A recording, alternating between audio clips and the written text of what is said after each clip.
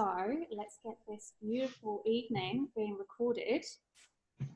Happy super full moon, guys. This has been an incredible day. And welcome to the Elevate, Activate and Align Summit with these 8 glorious empowered women. Okay, so what I'm going to do is expand my screen. And going to go through. If I could ask each one of you just to mute yourselves for the time being, just so that we don't get too much background noise. That would be so helpful. Thank you. Okay. Awesome. Thank you so much. Okay, so let me introduce myself for those of you that don't know me. My name is Alison Callan and I'm a global clarity and success coach. I'm a mindfulness consultant and facilitator. Number 1 best-selling co-author of the book, You Are For More. And I guess my mission in this world is really about helping people to understand that they can consciously create the lives that they love and deserve. And the people that I have invited into this summit tonight are on a very similar mission. They are all these amazing, gifted souls who are out to change the world through their particular empowered gifts with an elevated mindset. They've activated their being and their gifts, and they are here to help empower you through their wisdom and their knowledge by sharing what they have experienced and what has got them where they are in the world today. So I hope that today, through this particular summit, you are going to be inspired to take action. So what I have experienced through my time in coaching is that if we consume a little bit and often, and we go inwards more than we look externally, we find our inner wisdom to be a lot greater than the outside influence. So what I'm hoping today is that you manage to take away some amazing golden nuggets that really help you turn inwards and unleash your greatness so that you set the tone for what you want the year to be going forwards. You know, one of the things that I have experienced and learnt is that today is Blue Monday, and a lot of people talk about Blue Monday being the most depressing day of the year, right? It's a really interesting concept, but the energy and the expectation post New Year, post Christmas, post holidays, going back to work, going back to the mundane, the routine, you know, for those people that are in jobs that are not their calling, not where they're meant to be. Hi, welcome everyone. It's really that feeling that makes them feel down, and apparently today research says that today is the day that makes them feel the lowest. So I would very much like to combat that. That's one of the reasons why we chose this full moon evening as well as this Monday to make a difference, to go against the grain and to making a change. So for those of you that are just coming online now, I'm just going to mute you just so that we don't get any background noise going on whilst we have our speakers. And welcome, welcome. Thank you so much for joining. So, okay, let me just give you a little bit of a rundown as to what we're going to be doing this evening. So how I'm expecting to go through the summit is I want to do a little meditation with you all first, okay? I really want to harness this full moon energy and I want to get you in the mood. But first, I want to invite Emily and Andrea to talk a little bit about the power of this super moon and just to give us a little bit of insight. Once we've then done the meditation, I'm going to walk you through the introductions to each of our amazing speakers who are guys. And then they will do their talk, they'll tell you all of their wisdom, then we'll do a big Q&A with each of them. So get your chat box open, ready to go to ask all the questions that you'll want to ask. And then at the end, once all of the speakers have done their talks, we'll open up again for another Q&A, and we will go from there. Okay. Sorry, the chat box is open. Please. Thanks, Joanna. I'm trying to do it as I'm talking. I can see a lot of people are kind of on the go as they're coming in. So awesome. Okay, so the other thing that I'm going to try and do, I don't know what your screens look like, but whilst we're recording, I'm going to go to speaker view so that there's only one person on the screen whilst the speakers are actually speaking, just so that when you look back on the recording, you're focused visually on that person. I think that will give a better look and a better feel for when you go back through this, because I'm expecting you're going to want to have another look through, because there's going to be so much information to take in this one sitting.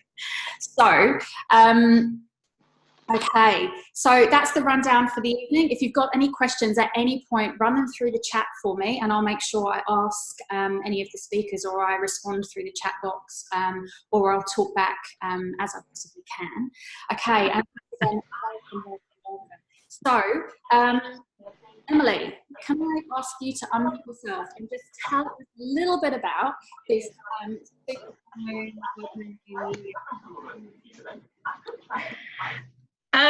just a second, I'll just check, make sure everyone's muted, because we all just started sounding a little bit R2D2-like just then. I don't know if anybody else heard that too, but I missed what you said. I kind of followed that you were introducing me to speak about the moon, but it was very R2D2-esque. Is everybody being able to hear me clearly now?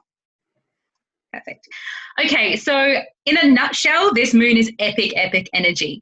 It is a supermoon, which means that it's close to the Earth. So they say a supermoon is when the rotation of the Earth is at its closest to the Earth, so it's obviously bigger, which means its lunar energy is a little bit more amplified than it is if it's all the way back here from the Earth. So again, a little bit more amplified. It's a supermoon, it's a blood moon, which means it's red. And it's a wolf moon, which means it's a full moon in January, and it's a total lunar eclipse. All of those things together, one of those things makes the lunar energy amplified. All of them together makes it super, super, super amplified. So there's a lot of energy going on today. It's actually right now as we speak, the lunar eclipse was at 4 o'clock today. So we're in the midst of feeling this energy at its absolute tenfold position right now. So it's in Leo, and Leo is about manifestation. It's about stepping into your power. It's about showing your truth. It's about you being able to be authentic to yourself. So if there's anything that you've been holding back on in your life, any shadow aspects that have kind of been consuming you or taking you away from your alignment with your truth, this is the time where it's all going to start coming to the forefront. It is quite normal for people to feel unwell, unease, or just tired. It's also quite normal for people to be awake all night. What's happening at that moment is that because our energy is just integrating so strongly during this time, because there's a lot of kind of shadow aspects letting go, it's almost like a spiritual detox. And if you've ever been on a physical detox, then you know that that feels pretty icky at times, but it's releasing. So it's a good thing. The best thing to do is to not try not to resist it, but to lean into it. So keep asking yourself those questions of, how do I want to show up to the world? What does that look like? And what's my truth, and what am I sort of resisting against? So I think that's pretty much in a nutshell, without talking all night about the lunar eclipse. Emily, that's amazing. And Andrea, our other astrologically gifted speaker, would you like to add anything in addition to that? I'm just going to try and unmute you. Mute. I've done it. Hi guys, I'm Andrea. What I'd like to add to what Emily has already told us is that when I look at working with the energy of something like this, I always go back to somebody's birth chart. So I looked at mine to see whereabouts 0 to 1 degrees Leo falls, and it's in the very first house of my chart. Now, for those of you who mightn't know, a chart is divided into 12 sections, and each one relates to a particular part of your life, so that your whole life can be mapped out on those 12 houses. So for me, I could, it's actually in my first house, so I can be looking at all those things that Emily talked about, all the things that I want to bring into my life, build upon, leave behind, as they relate to my very first house, which is about me, the essential me, how I, my physicality, my physicalness, what I look like, and how I show up in the world. Obviously, if that point of Leo, occurred in a different house of your chart, it would relate to a different part of your life. And like Emily, I think I'll leave it there. Otherwise, I could wax lyrical the whole night. So thanks for the opportunity to explain that. It's me. That was so awesome. Thank you so much, Andrea. I think, like you both said, there is so much that you can actually dig deeper and delve into on this. And for those people that are interested in going deeper, then follow Andrea and Emily's pages, because you will get a wealth of information around the charts and what they do when it hits a new moon, a waning moon, and all of the moons that we go through in this amazing lunar world. So thank you both so much. If anyone's got any questions about that, feel free to put them in the chat and let us know. We can dig a little bit deeper if you want to. So next thing that I'd really like to do, okay, Tamsin, I can't hear you, Alison. Can everyone else hear me? Yeah. Jackie's shaking her head. Okay. This is why I brought my headphones. We're going to give those a go.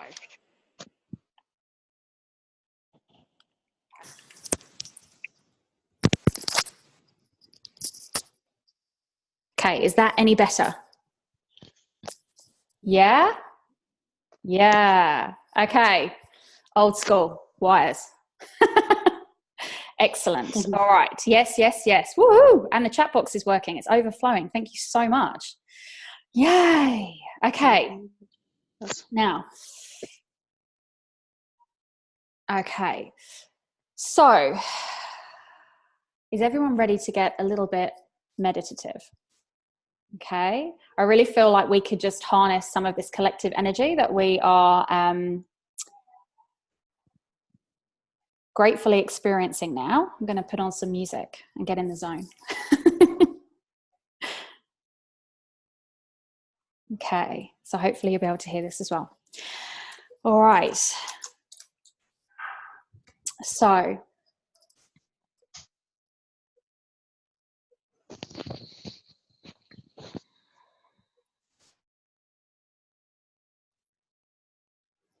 okay. I just want you to take a moment. Okay? Take a moment to listen to the sounds around you. Take a moment to feel yourself in your body. Feel the magic in the air. Allow yourself to imagine what it would be like to consciously create a life that you love and deserve. What it would be like to come from that place where you can face and release everything that no longer serves you and make way for the new, the inspired. Just thinking into that concept, just want you to take a deep breath in and settle into your seat, feet firmly on the ground.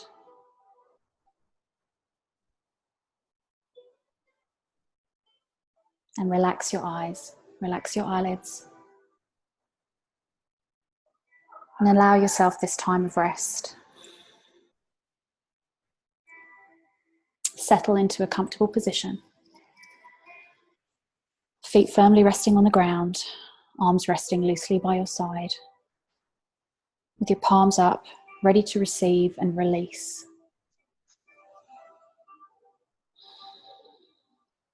Relax your shoulders and tilt your head up. Feel the warmth, the light falling down around your head, embracing your body, all the way down to your feet, which feel solid and stable and grounded to the earth.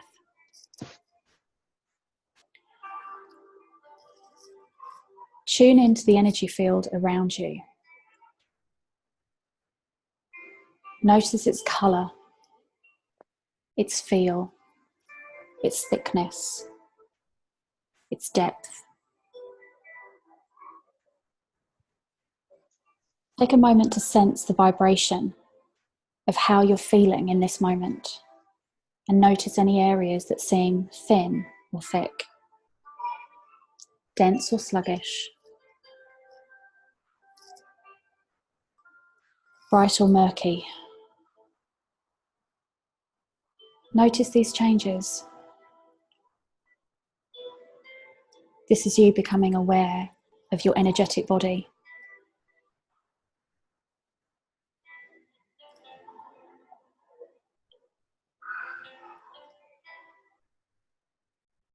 Noticing this aspect of yourself. I want you to take a moment to set an intention to release the old beliefs, old values, expectations, standards, cords, relationships. Take a moment to sift through the stillness with what comes to mind. You don't need to carry things that are no longer yours.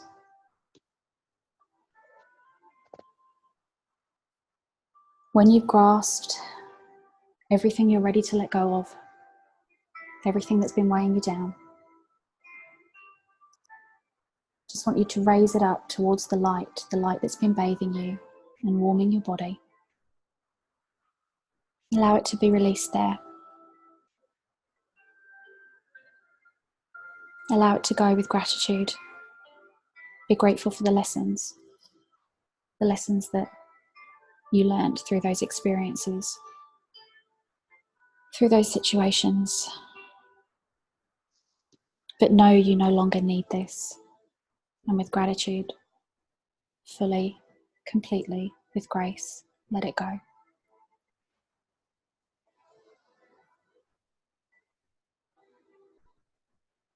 I want you to feel the lightness in your body, the release, the relief, the gratitude, the peace, the overwhelm, the love that you so deserve. Now you can concentrate on sending love and light to the areas of your energy field that need strengthening. Allow them to heal. Allow them to receive the light and love, all the while feeling grounded and in control. And now that you've been able to release, you are ready and open to set your intention to invite something into your life. And all of the lessons that go with it. Once you see it in your mind's eye, I want you to raise your vibration, your energetic body, to match the requirement of what it is that you are calling forth, calling into your life, so that you meet it at its place,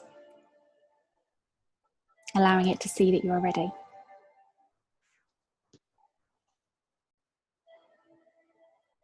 And now ask for one thing to be shown to you, for one action, one step that you can take to move forward in this area, to actively invite in this new intention, this new experience, relationship, way of being, lifestyle, experience, love.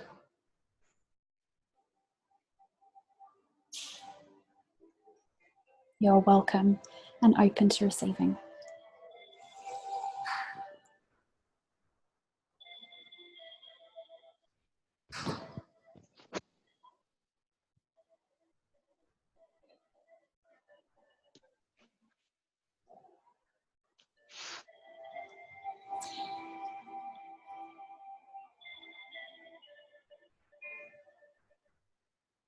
And when you are ready, accept the action. Breathe into it.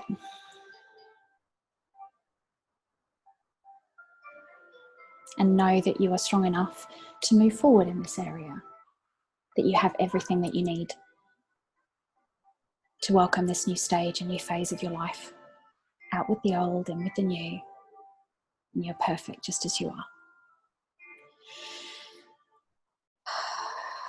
And with a strong, secure energy field, bright, light and bubbly, with strong, secure feet firmly on the ground, I want you to take a moment to breathe into your body, wiggle your toes, wiggle your fingers, roll your shoulders back, feel that bright light on your face, down your shoulders, throughout your body. Breathe.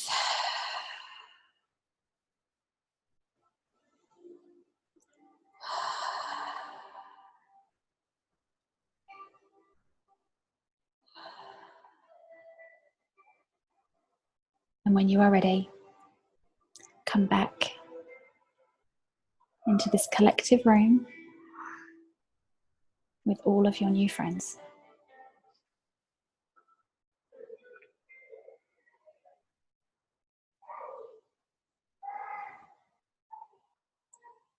Awesome.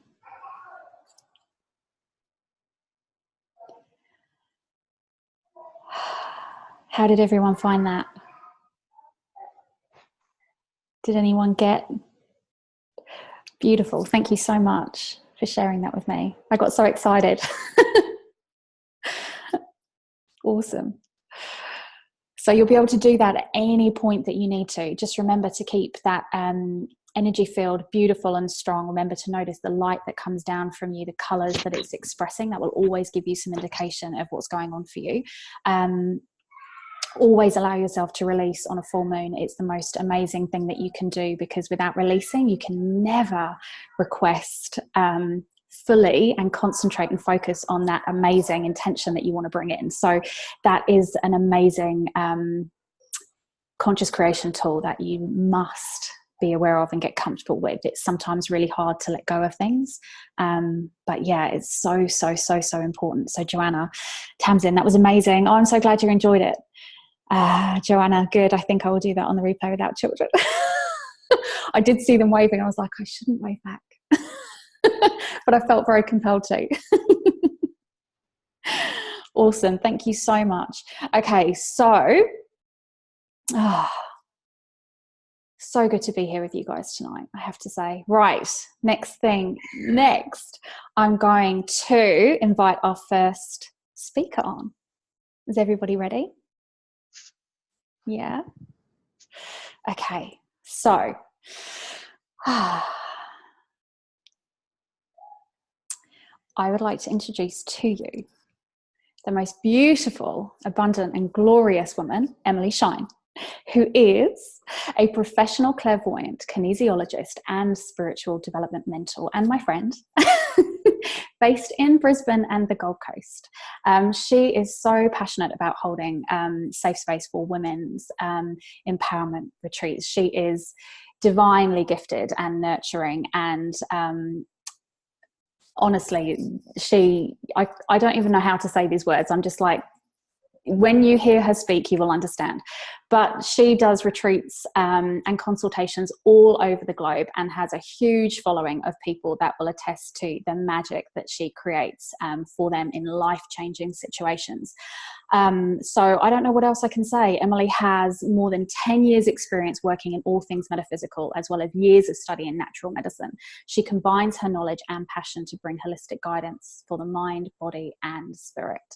So Emily, over to you. Thank you, Alison. What a introduction. I hope I can live up to all of those beautiful words. I guess, first of all, I'd like to start by saying I'm particularly nervous, and I think that I talk really quickly when I'm nervous. So if I am speaking too fast, let me know and I'll try and slow down. I think it's really important to note that I'm a little bit nervous because, as Alison said, I do this quite a lot. I do public speaking quite a lot. I hold retreats and I go to events and all sorts of things. And I've been doing so for many, many years, but I don't think it ever gets to the point where I'm not completely nervous every time I have to speak in front of a group. And one of the ways that I combat that is by naming the elephant in the room, just saying, hey, I'm really nervous. So when I stuff up and fumble for my words, it doesn't feel so bad because they already know. They know I'm nervous and they've all been there. So I like to share that little tip with you all, because if you're ever at a job interview or you're having to speak publicly, sometimes it does just break the ice just to sort of name the elephant in the room and be like, yep, this is out of my comfort zone. But we also know that outside of your comfort zone is where the growth happens. Okay, so before I get into my topic for the night, I wanted to just address a little trick called the switching points. So I'm a kinesiologist by trade, as well as a clairvoyant and empowerment coach and all sorts of different little hats that I wear. In kinesiology, we have these points that attach to the meridian system, which is another energetic pathway in the body, not one that I'll talk about today. And we can actually use these points to switch our brains on. So tonight we're going to be absorbing a hell of a lot of information. So I'm going to teach you all about these switching points to make sure that your brain is going to come to the party, especially at 5:30 in the afternoon. You may all be feeling a little bit fuzzy, or especially because of this lunar energy, this should help to get you online. If you have children, especially school-age children, and you want to send them off in the morning with a really on brain, this is a really good tactic for them as well. So it's very easy to do. I might need to stand up slightly to show you, but these points are called your switching points. So one hand right on your belly, just there. The next hand goes on the top lip and the bottom lip, and you just rub them just like this. This is turning on your front to back. Sorry, I lied. Top to bottom, switching pathways. Think top lip, top to bottom. Then you've got under your collarbones just here. That's side to side, because those fingers are side by side. And then the last one, I know it feels a bit funny, but trust me, it works, is your tailbone. And that is your front to back. This one's particularly helpful if you have anything triggering from your past that is currently kind of relaying in your current situation. So these 3 points will help your brain to switch on and stay integrated and communicate with itself properly throughout any kind of lesson, any kind of study period, or any kind of seminar. Also great for children. So tonight I'm going to be talking about the lower chakras. So I'll give you a quick introductory as to what the chakras are, although I'm sure that most of you know what they are. It's always good just to kind of have a catch up, just in case there is anybody who isn't 100% sure about what they are. So basically we have these rotating discs, that's the best way to explain them, that are placed all down our body. And they look after, they're like an inlet and an outlet for our energy. And everything in the universe is made up of energy and vibration, so is our bodies. So each of these discs, they hold a different color and they look after different organs in our body. And they also govern different feelings and emotions and things that can happen internally and externally in our lives. I am talking too fast because I can't breathe. So it's kind of like, where am I up to? I wrote these notes, and we talked about writing notes and how it's really hard to follow notes, so we're just going to wing it, but I wrote them just in case I froze. So when a chakra is out of alignment, it tends to contract. So it doesn't emit as much energy and it doesn't absorb as much energy. So I'm going to be talking about ways that your lower chakras can become contracted and how that can affect your life in general, and also ways to open that chakra back up and kind of find ease in those areas of your life as well. So the reason why I'm talking about the lower chakras, which will mainly cover the base chakra, the sacral chakra, and a little bit of the solar plexus, is because these are the master generators of your own essence. A lot of the time, especially in spiritual development, we pay a lot of attention to our higher chakras. So we pay a lot of attention to our crown chakra and our third eye chakra, which is all about our intuition and our, divine ideas and all of those sorts of things, which is fantastic, but they can't manifest unless we have healthy base chakras. It's kind of like building a house on a really unstable foundation. So we don't tend to spend as much time looking after the bottom, and we do need to. And it shows up in life a lot too. We kind of emit our physicality a lot. So if we're mothers or we're working a lot, or just something's occupying our time, our physical body is usually the thing we leave beside the most. And when we're in a spiritual journey, we think about a lot of the things that make us download information, but we also can forget about our physical body and our, mainstream, I don't know if that's the right word, but all of our core needs around us. So our material needs is probably a better word to use. We forget about those things because they're not as interesting and they're not as fun. But what I must kind of explain is, contrary to popular belief, because intuition is a feminine quality, we think that the higher chakras are kind of, have a lot of those feminine traits. And so if you're a female, and especially a spiritually enlightened female, you think that your third eye and your crown is where all your energy needs to come from, these great ideas and this great feminine power. But in actual fact, the higher chakras are more masculine than they are feminine. Consciousness at itself is masculine energy, whereas the bottom chakras are feminine. This is inception. So you're getting lots of ideas, but your bottom chakras are creation, conception. So that's where you actually make them happen. So if your bottom chakras are out of whack, then you might be getting lots of ideas or seeing lots of visions, but you can't act on them, or they're not actualizing, or they're just not getting off the ground because the conception is not happening. The inception might be, but the conception isn't.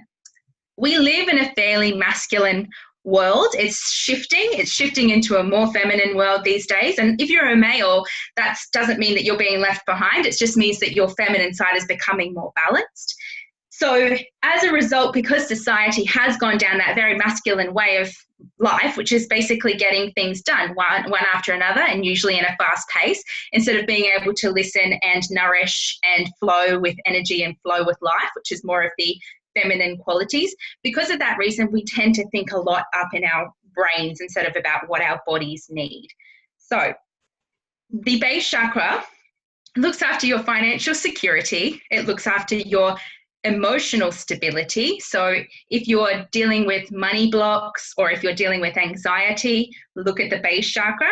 It looks at our core needs for food and water. So if you have issues with your weight fluctuating all the time, that can also be a symptom of your base chakra not being aligned. It also is the physical chakra, so it kind of binds us to our physical bodies. If you have a lot of health problems that keep coming and going all the time and your body seems to be fighting against you, you may be kind of splitting off from your body. I see this happening a lot with very enlightened beings, so people who are quite spiritually connected. They often kind of almost reject their physical bodies a little bit because it's much easier to be in connection with their higher selves than it is to be in this kind of dense energy that the world offers us. So if you're getting a lot of health issues in that area, then sometimes the base chakra needs a little bit of love and nourishment, and your physicality needs time spent on it. Your sacral chakra looks after your creativity, your passion, your ability to manifest what you are trying to create. So you might be feeling creative, but it might just then stop at the creative point and not actually manifest. That lives in the sacral chakra as well. It looks after intimacy. And both of these chakras also look after our reproductive organs. So if you're getting any kind of health issues around your reproductive organs, then the sacral and the base are a good place to start when looking at ways to balance your body and your health. So if your sacral chakra is out of whack, then you might be feeling like you can't create, or your ideas just aren't cementing. You might be feeling a lack of intimacy. Sex is important. I'm sorry, I know, I just said it. Get comfortable with it. It's important. If you're not in a healthy sexual relationship with either yourself or a partner, things shut down. It's just as important for women as it is for men. So get comfortable with that.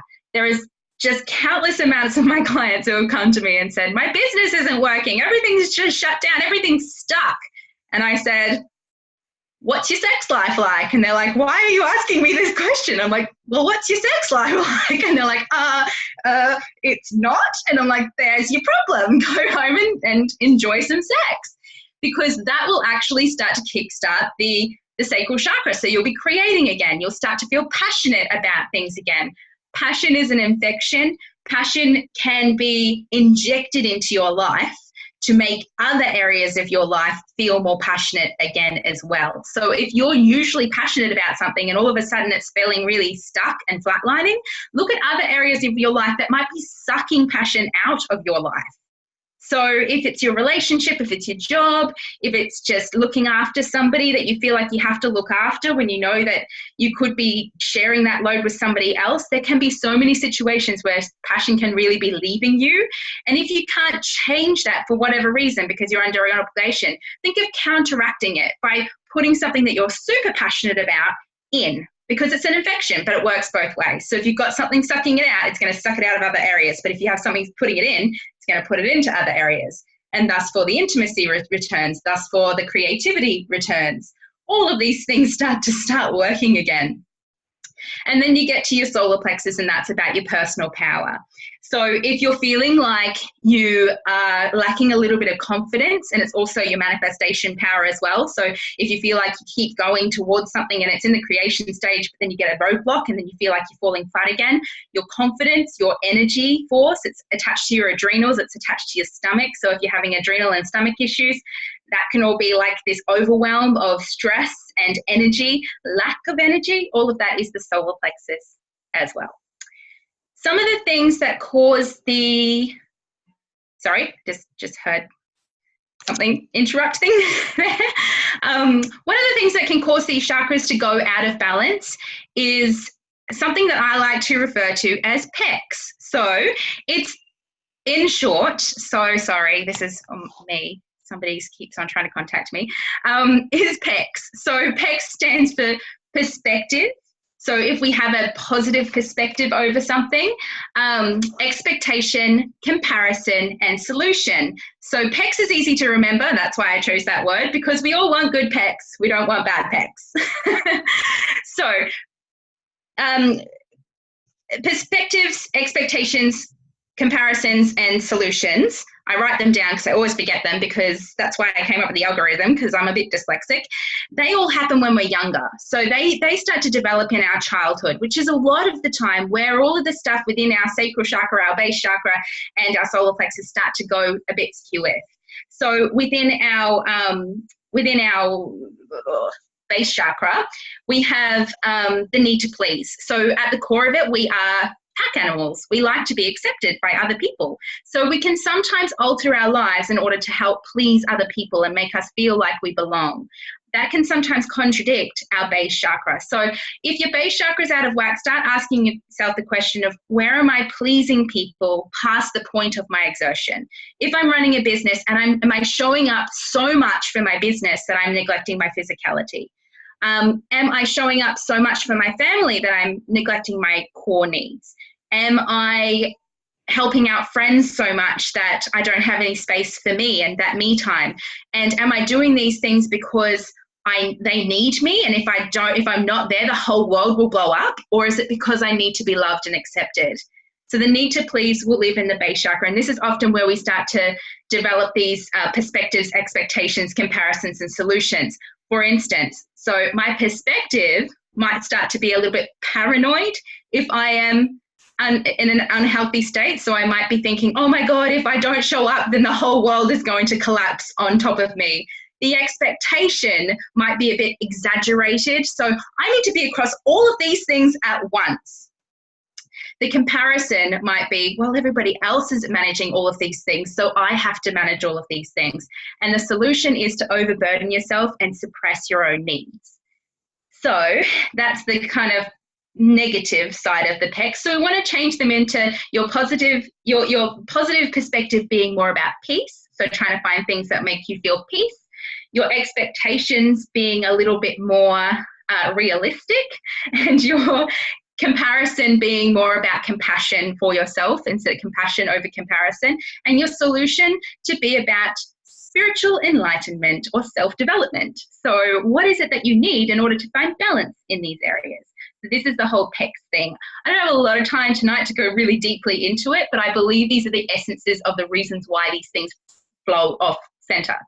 So of course, with energy medicine, we can help to kind of balance out the energy of the chakra systems, but without getting on top of these core belief systems, they just keep going out of whack every single time. So we need to kind of identify where our expectations, our comparisons, our perspectives, and our solutions are not in alignment with us. And through gnosis, praxis, intellicus, knowing something, practicing something, and intellicus, becoming something, then we can actually change the way that our body operates energetically, physically, and emotionally.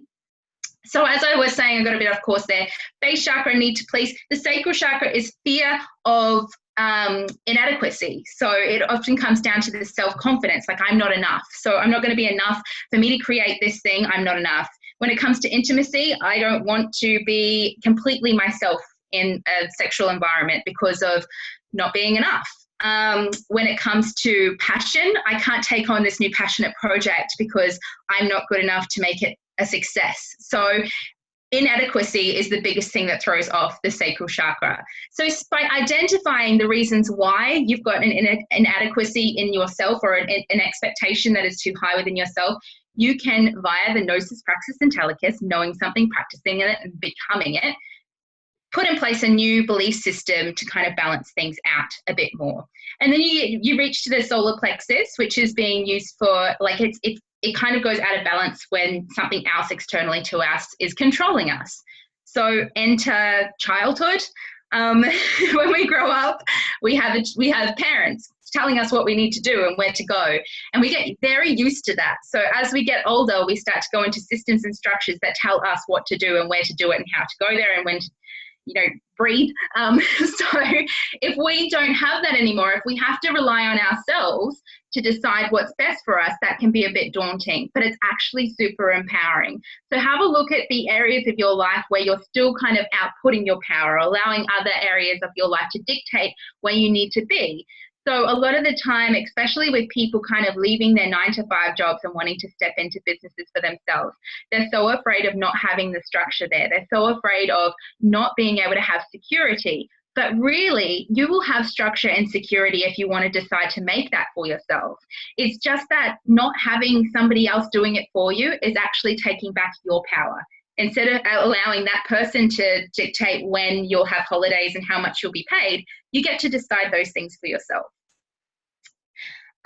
Okay, so ways to kind of keep these chakras nice and healthy, other than identifying your pecs and putting in new, more positive beliefs and thought processes. Just remember that anything like affirmations and, cognitive behavior therapy, where you identify what you're telling yourself that is a negative thing and kind of find the positive thing to replace it. These things don't work immediately. They take a little bit of time for you to kind of put them in place. You have to think about all of the energy that you've put into telling yourself the negative perspective. There's been a lot. It's been happening without you realizing it, but there's been a lot.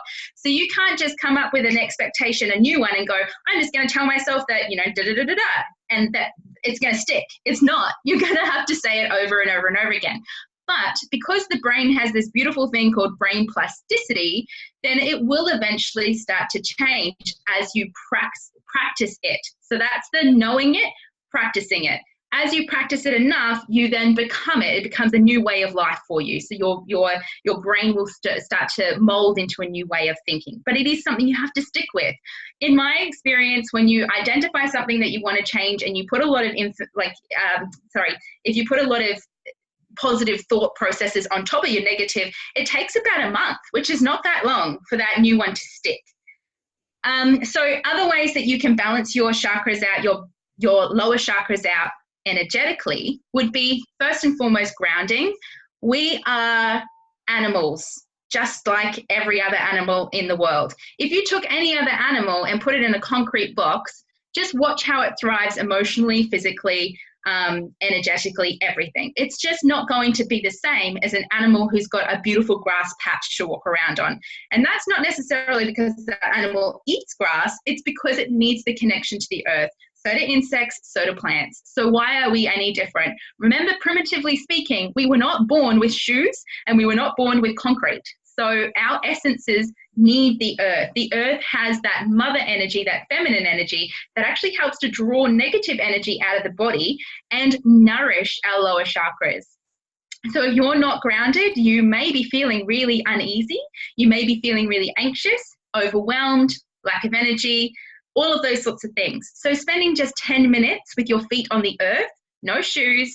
I know there's ants in Australia. I know it's hard, but try and find a patch of grass, or if you're near the water, go to the beach. The beach is the most grounding place on the planet, and spend some time connecting with the earth. That's going to nourish your lower chakras. Other ways that you can nourish your lower chakras is by involving the corresponding colors into your life. So reds, oranges, and yellows.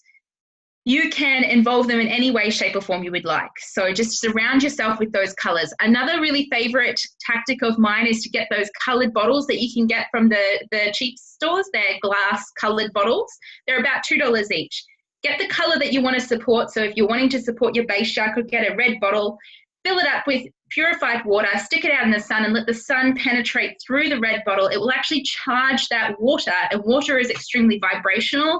It holds on to a lot of vibrations. It will charge that water with base chakra balancing water. Super easy, super effective, and delicious. Other ways that you can balance your chakras is through vibrational energy, so sound. So something like this. I know I'm running out of time, but I'm just going to give you 2 seconds of what these sound like, and hopefully I might take these out for a sec.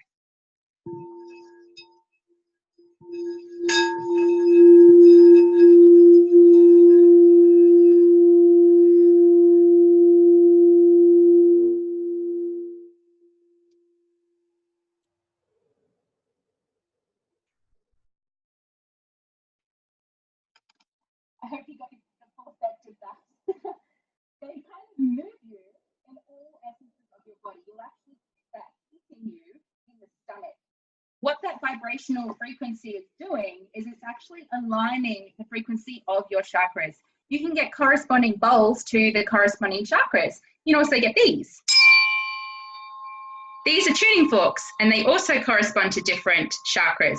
If you don't want to get tools, or you don't have tools handy, if you simply go onto YouTube and type in base chakra meditation, sacral chakra meditation, whatever chakra you're wanting to support or grow, you can actually find binaural beats which hold the same frequencies as these tuning forks do and as those bowls do, and it will help to change the frequency that your sacral base, whatever chakra you're working on, is omitting, and help to bring it out of that contraction state into a place of openness where it can start receiving and emitting energy in a nice flowing way. So I think I'm going to wrap it up there. I don't actually know how much time I've spent on this, but I am, I don't know. I think we're doing questions at the end. I don't know. Yeah, you are absolutely fine. So don't worry at all. I think when you've got that much to share, you've got to let it out. So thank you so much. I was just like, there was jumping around there. No, not at all. There was a wealth of information there. And what I would like everyone to do just for a moment whilst all of that sinks in is just take a couple of minutes to write down some of the things that Emily said that really stuck with you, even if they were words, if they were certain colours that resonated, if they were expressions, anything at all that really aligned with you. Just take a moment to write those from Emily's talk. And just above that, I also want you to take down and write the 2 things that came out of your meditation, what you released and what your intention was to bring in. And then I want you to see what correlates and what coincidences come out of all of these talks to help you inspire and take that aligned action going forward. So, Emily, I absolutely love that. Thank you so much. And I learned a huge amount. I think Hannah's written on here as well, that color bottle is an amazing idea, and absolutely an amazing idea. I knew that sound frequency was incredible. I knew that water holds an amazing vibration. I had never thought to infuse it with color. Yes, so, crystals as well was another one that I forgot to mention. So of course, crystals. And your crystals, yes, those crystal water bottles are incredible. And even plants, certain plants will correspond to different chakras and foods as well. So if you think your root chakra, which is the base chakra, is also referred to as the root chakra, think the root colors, but also think root vegetables. Really good for helping those parts of your body to really find peace and harmony within themselves too. So everything has a frequency, and the body is one of them, but even your food. So, you know, when I run retreats, I'm not necessarily a high advocate of plant-based diets for everybody. I try to follow one, but that doesn't mean that's right for everybody. But when it comes to my retreats, everyone's on a plant-based diet because it's got the highest vibrational energy attached to high life force foods. So when you're in an energetic environment, it helps your energy to be as open as possible for those 3 or 4 days. So food is another way. Definitely. Thank you. Now, listen, Joanna was asking colour therapy and Christine was asking about colour therapy. You must have mentioned something along the lines, but would you be able to just expand around how that can help you with the chakras? Yeah, definitely. So each of the chakras have a different color attached to them. So the root is red, the sacral is orange, and the solar plexus is yellow. So if you want to support those chakras, involving the color into your life will actually help match the frequency. So what happens when we go from a place of expansion into contraction is the frequency around your chakra actually changes. So the frequency is mathematic. It has a resonance. It has a vibrational profile. So if it's healthy resonances here, if it becomes contracted or overstimulated, it can actually drop or it can lift way too high. Either way, it's not in the position that's optimal. So by introducing the color that has the same frequency as where it kind of rotates optimally into your chakra, it helps to bring it back to that resonate, either bring it up or bring it down to meet where it's supposed to meet. So color therapy can be introduced via the bottle thing that I was talking about, via actually using that color around you. It is about yellow. I did see the little comment about yellow being about confidence. It's also very much about personal power. Sometimes we innately do this without realizing that we're doing it. When I left my husband about 4 years ago, I noticed that everything I was buying, including my bedspread, I'm an artist as well, so I was paintings and everything around me was yellow.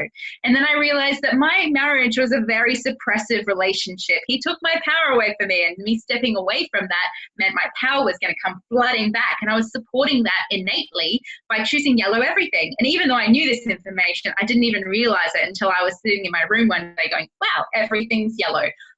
Personal power, that's why. Wow. So that's color therapy. Yeah, that's awesome. Thank you. And another thing that really took off early on was Joanna mentioning, would a lack of physical activity or reducing normally high physical activity cause base chakra issues? So a lack of physical activity can definitely cause base chakra issues. So your body needs to move. It wants to move. And if you're in a stationary position a lot, then you are getting stuck energy. It's not actually expanding through the body as much as it needs to. The best way to get your chakras moving and nourished is through things like yoga and stretching and, anything that actually allows you to be really present with your body. And that's why all the big spiritual gurus all over the world will all practice yoga, because they know the importance of being in touch with your physicality. Reducing over like high levels of exercise, that shouldn't necessarily throw out your base chakra, as long as you're still moving your body. It can actually help to nourish some of your like maybe more of your solar plexus, because over exercising or pushing yourself past the point of exhaustion can actually drain your adrenals a little bit, or push too much cortisol through your body, which is a hormone that we're supposed to only get a small amount of throughout the day to kind of get us up and going, and not necessarily pump all the time. So I guess it really depends on the reasons why you're reducing. If you're reducing because you are feeling exhausted, then it's most likely a really good thing for you, and it's not going to have a negative effect on your chakras. As long as you're still having time with your body and moving, you'll be fine. Yay. Thank you so much. Okay. I think we're going to call time on this amazing download of information. Thank you so much, Emily. I can't thank you enough. You're welcome. That was just a wealth of information, and there was so much there to be grateful for. So thank you so much. So if you've got any questions for Emily after this, by all means, keep putting them in the chat because there'll be another Q&A at the end. But for now, thank you so much, Emily. That was fantastic. Yay. Okay, so bear with me whilst I move over into, okay, so does anyone need any time to move or stretch or write anything down? Is everyone still good to go with us? Okay. I may eat while watching some of the others. It's perfectly fine. Yes, get comfortable. Such a wealth of information. Okay. Right. So next, I would love to introduce you to the amazing Andrea Pickford. So Andrea is an alchemy mentor for women. Andrea works with local and international clients from her New Zealand home. And she teaches that we can all change our lives, not by bowing to the pressure to change ourselves, but by uncovering who or what we already are. How beautiful is that? Andrea has studied reflexology to a professional level. She has qualifications in Reiki as well as auric magnetic healing. She continues to study astrology and flower essences and has huge, phenomenal results with these modalities, and the combination of all of them that, to be honest, only Andrea could have, which is her uniqueness. She offers individual consultations in person and online, and she runs workshops, retreats, online courses each year with themes around many of the modalities that she teaches in: astrology, developing intuition, healing, chakras, working with moon energies. So I would love to invite you to now listen to the amazing Andrea Pickford. Thanks, Alison. I need to be able to share my screen. All you have to do, Andrea, is go down to the bottom where it says share, click on it, and it should give you an option to share whichever part of the screen you want to share. Perfect. Okay. Beautiful. From the beginning. Okay. So thank you for that wonderful introduction, Alison. That was amazing. And hello to all of you. The topic of my presentation tonight is Alchemize and Activate. And as Alison said, I believe that you can actually change your life without changing yourself. So let's have a look at how we do that. I've got 3 takeaways for you tonight, and in actual fact, the first one is the most important one, and it is: you absolutely can change your life without changing yourself. Certainly without consciously changing yourself is what I actually mean. Excuse me. The second takeaway, and I'd have to put my glasses on and read my notes here to be sure I'm telling you the right things. I help people do that by helping them to uncover the real you, the person who you were before the world got its hands on you, because we all have layers and layers and layers of expectations that have been put onto us by school and by our parents and by society. But underneath all of that, we're there in all our magic and all our glory, and it's uncovering that magic and glory and figuring out new ways of putting it together and new ways of honouring yourself and honouring those things within you. That is the alchemized part. What happens, of course, is that you then go out into the world and you relate to the world in quite a different way, because you've got this new, it's almost like a new you, and the world responds, or it seems to respond back to you in a different way as well.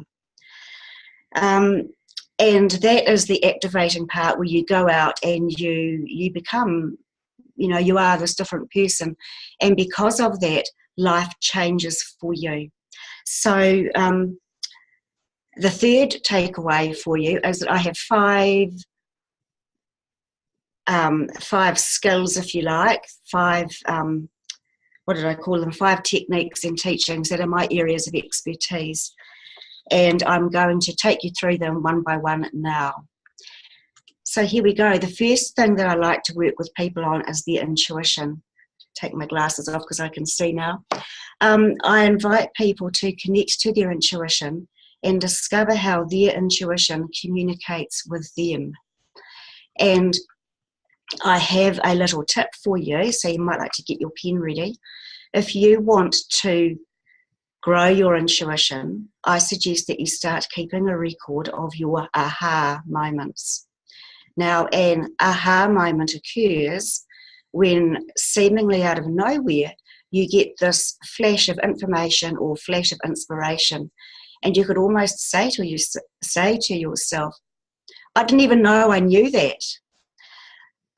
A few years ago, I had a job that involved travelling for about half an hour to and from, and most of it was on the open road with not much traffic.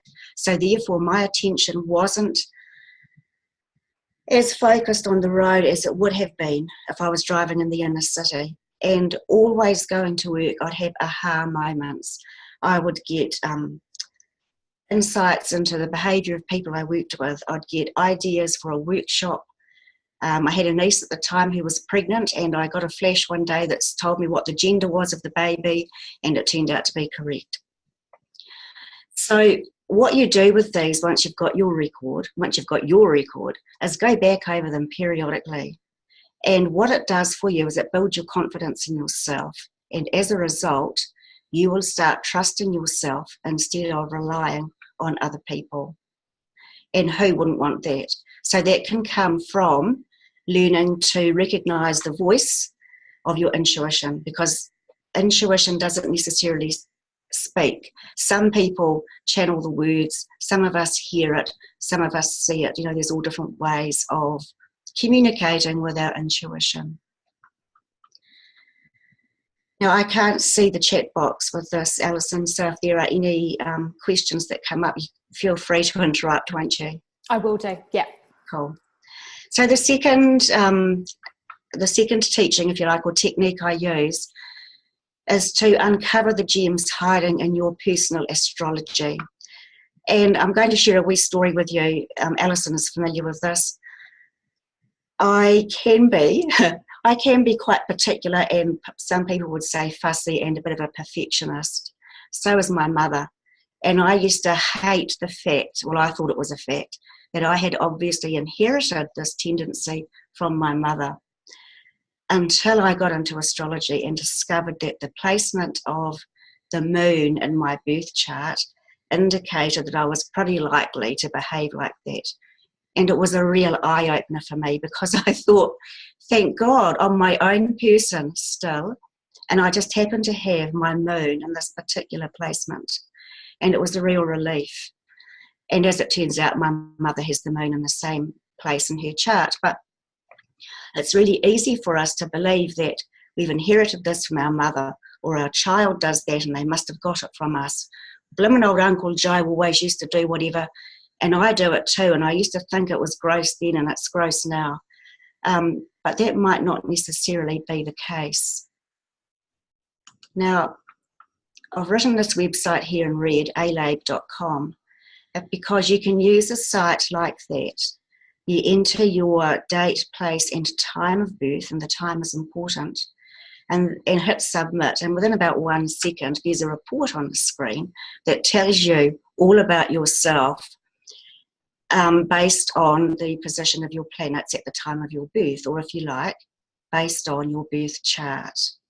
And people who I have given this website to have been really quite excited and quite blown away by the accuracy of the descriptions they get. So if you are interested in what your birth chart says about you, especially if you don't have a copy of one or you've never seen one, go to eleve.com and put in your data and see what happens. Now, the result of working with your personal astrology is that you can discover traits that you were born with, but you can also decide how much importance they will have in your life from now on. So just like my moon, and it could be anything with you, You might decide that you are or you aren't going to let that define you or confine you anymore. So sure, for me, my moon in Virgo can indicate that I'm going to be fussy and detail oriented, and it's going to come quite normally and quite naturally. There's a place for that. But there are also times in my life where I don't need to be fussy. If I'm hanging out the washing, I don't need to colour coordinate the pegs to the clothes. I can if I want to. I never have. I know some people do. So that's an example of where you can let your astrology confine you or not. Okay, the third thing I like to use is your energy body. And Emily has spoken about this and spoke about it very well. I like to invite my clients to work with the energy body, not against it. So your energy body comprises anything, it's your aura, it's your chakras, excuse me. And I also use anything that affects those.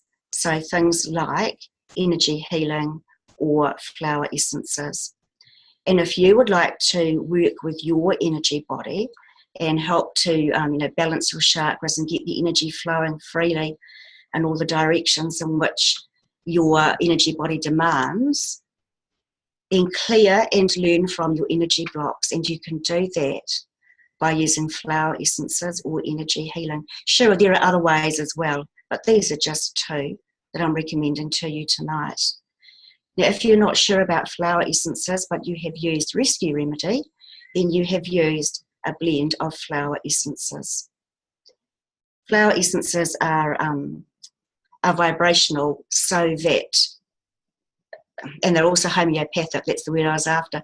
So that if you take them and your system doesn't need them, they are secreted and you can't harm yourself by taking them.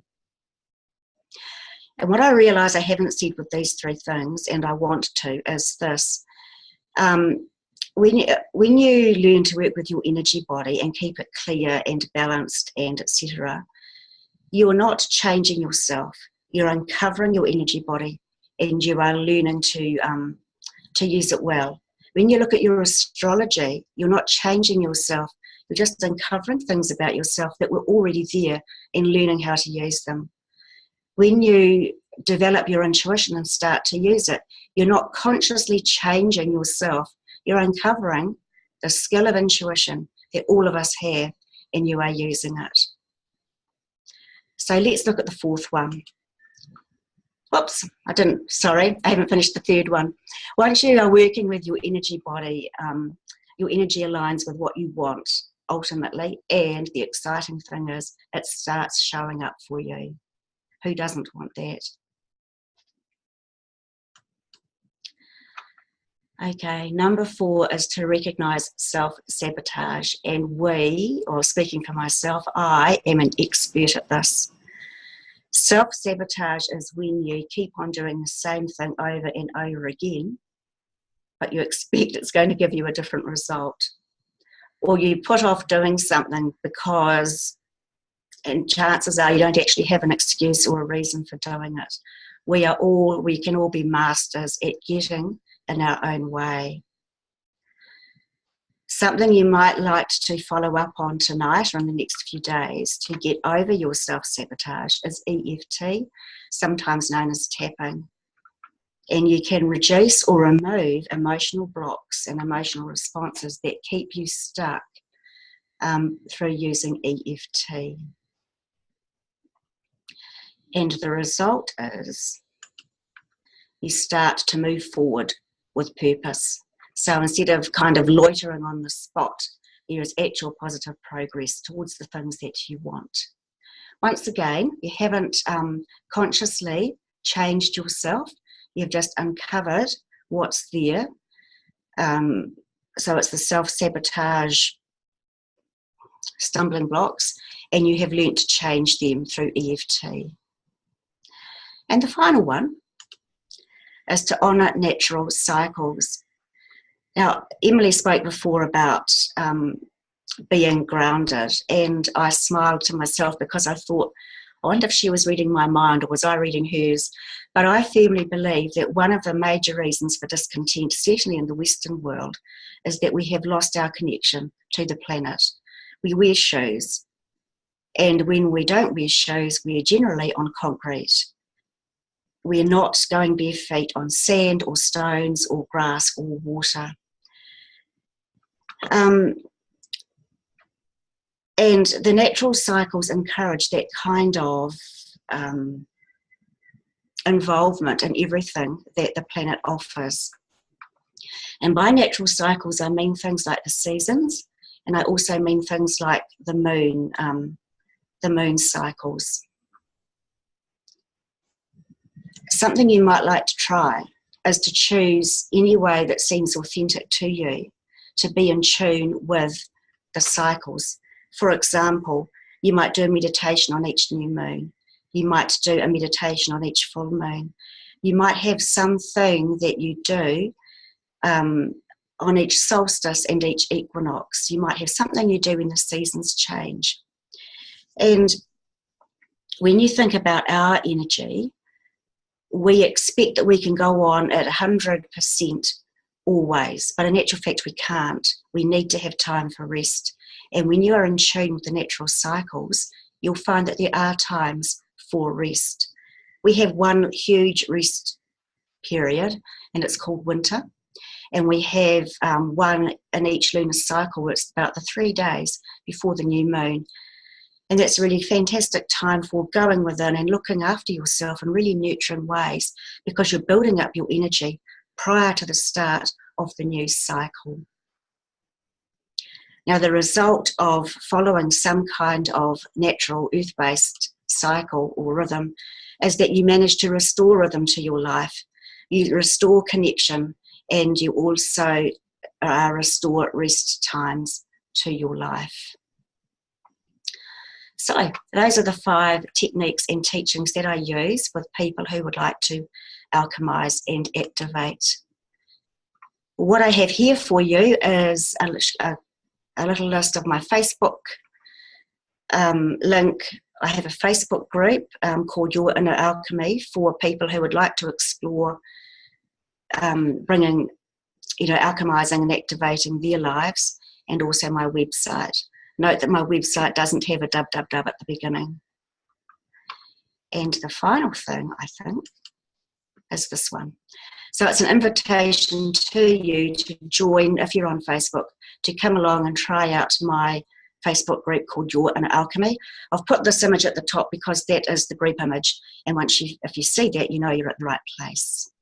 There is one question that you would have to answer in order to join the group, and it just says, how did you find out about me? So it's nothing invasive or anything that's going to be a problem. So thanks guys for listening. I've come to the end of my slides. I'm going to stop my share and I'll return to you, Alison. Oh, Done. Andrea, thank you so much. That was just so serene. And really, I could really get into the zone with all of that and feel so connected.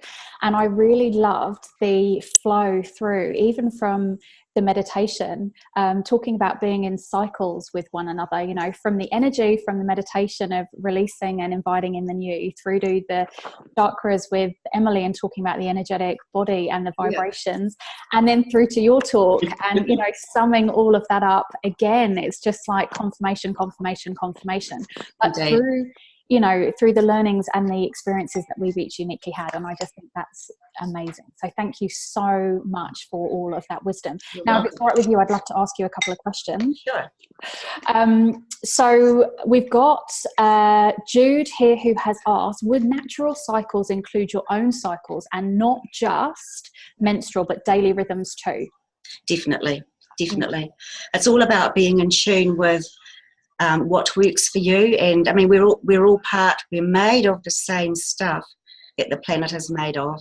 So it's natural and normal that we are going to experience similar energetic shifts. And if the cycle, if your daily cycle is fine, it doesn't have to be a longer, it doesn't have to be a longer one. Yeah, I loved how you said, you know, that 3 days before the full moon is usually the downward spiral, and I really, really relate to that. Yes. Yeah, that's definitely how my cycle seems to go in ebbs and flows. And you know, one of the things that I've learned from Andrea and doing research and being in this space is that it's actually a 28-day lunar cycle, which makes a big difference as opposed to the monthly cycles that we are taught to believe in January, February, March, April. So, you know, have you got anything else that you can add when helping us live in the lunar cycles versus the monthly cycles? I think that I think you need to be prepared for it to be a little bit difficult at the beginning, because you've got to stop all that conditioning about January, February, March, and get back into you know, new moon first quarter, full moon third quarter, and so the energy is going like this. And of course your diary won't correspond with it, and neither will the calendar on the wall. But it is possible, and I know that it's possible.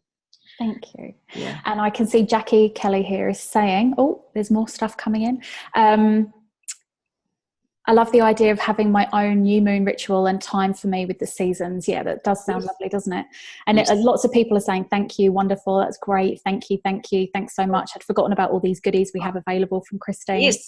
Yeah, and you can note the cycles in your diary so you can see how it fits with your calendar month. Absolutely. Exactly, yes. The other thing that really kind of came through to me from your talk was, you know, Emily as well was talking about that conditioning, and you were talking about, you know, not changing who you are. Whereas it really seemed to me through a lot of the ways that you were talking and how you were re-educating in the things that we'd forgotten, was that, you know, a lot of this stuff that is learned behavior as opposed to the intuitive self. So if we just tap into that intuitive self, a lot more will make so much more sense in what we perceive and what we relate to, as opposed to what we've been, I guess, taught. Yeah, it's the external versus the internal. Most of what I've talked about is actually internal wisdoms and personal power, as opposed to the stuff we have been taught or that has been put upon us, which is external. Awesome. I'm thinking of this, you know, the education system, for example. Yeah, those boundaries everywhere that we've had to live within until we get to that adult phase when we start creating our own boundaries. And then this is when that information is so potent, because if we re-educate ourselves in this wisdom at that point, gosh, wouldn't life be so magical? Wouldn't that just be so wonderful? And something that I feel quite passionate about too is teaching our kids this, or our grandkids or nieces or nephews. If you have children in your life, teach it to them as well. And it wasn't taught to me as a child. I never taught it to my kids because I didn't know about it then. And I think we miss a wonderful opportunity if we don't pass it on. Yeah, I thoroughly agree. And I'm so grateful to have your wisdom here tonight. Thank you so much for sharing all of this with us, Andrea. It's been phenomenal. Really, really grateful to you. Good. Oh, okay, right. If I could now invite you all to please take some time. Gosh, it's lovely coming back into this screen and seeing all of your beautiful faces. So blessed to have you here.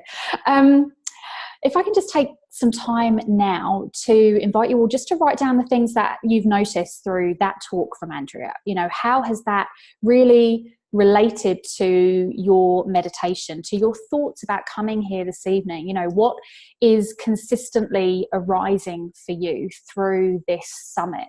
You know, the purpose of tonight is all about elevating your thinking, activating your being, giving you the tools to be able to do that, and then aligning those two to create this intensely powerful, purposeful, collaborative momentum that takes you forward through 2019.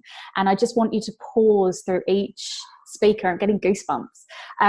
Just want you to pause through each speaker to really, you know, soak all of this up and allow yourself to embrace this wisdom and this knowledge and apply it to you and your lives, because we're all so unique, we're all so different, and we need to take the messages that are coming through for us in turn. Okay, awesome.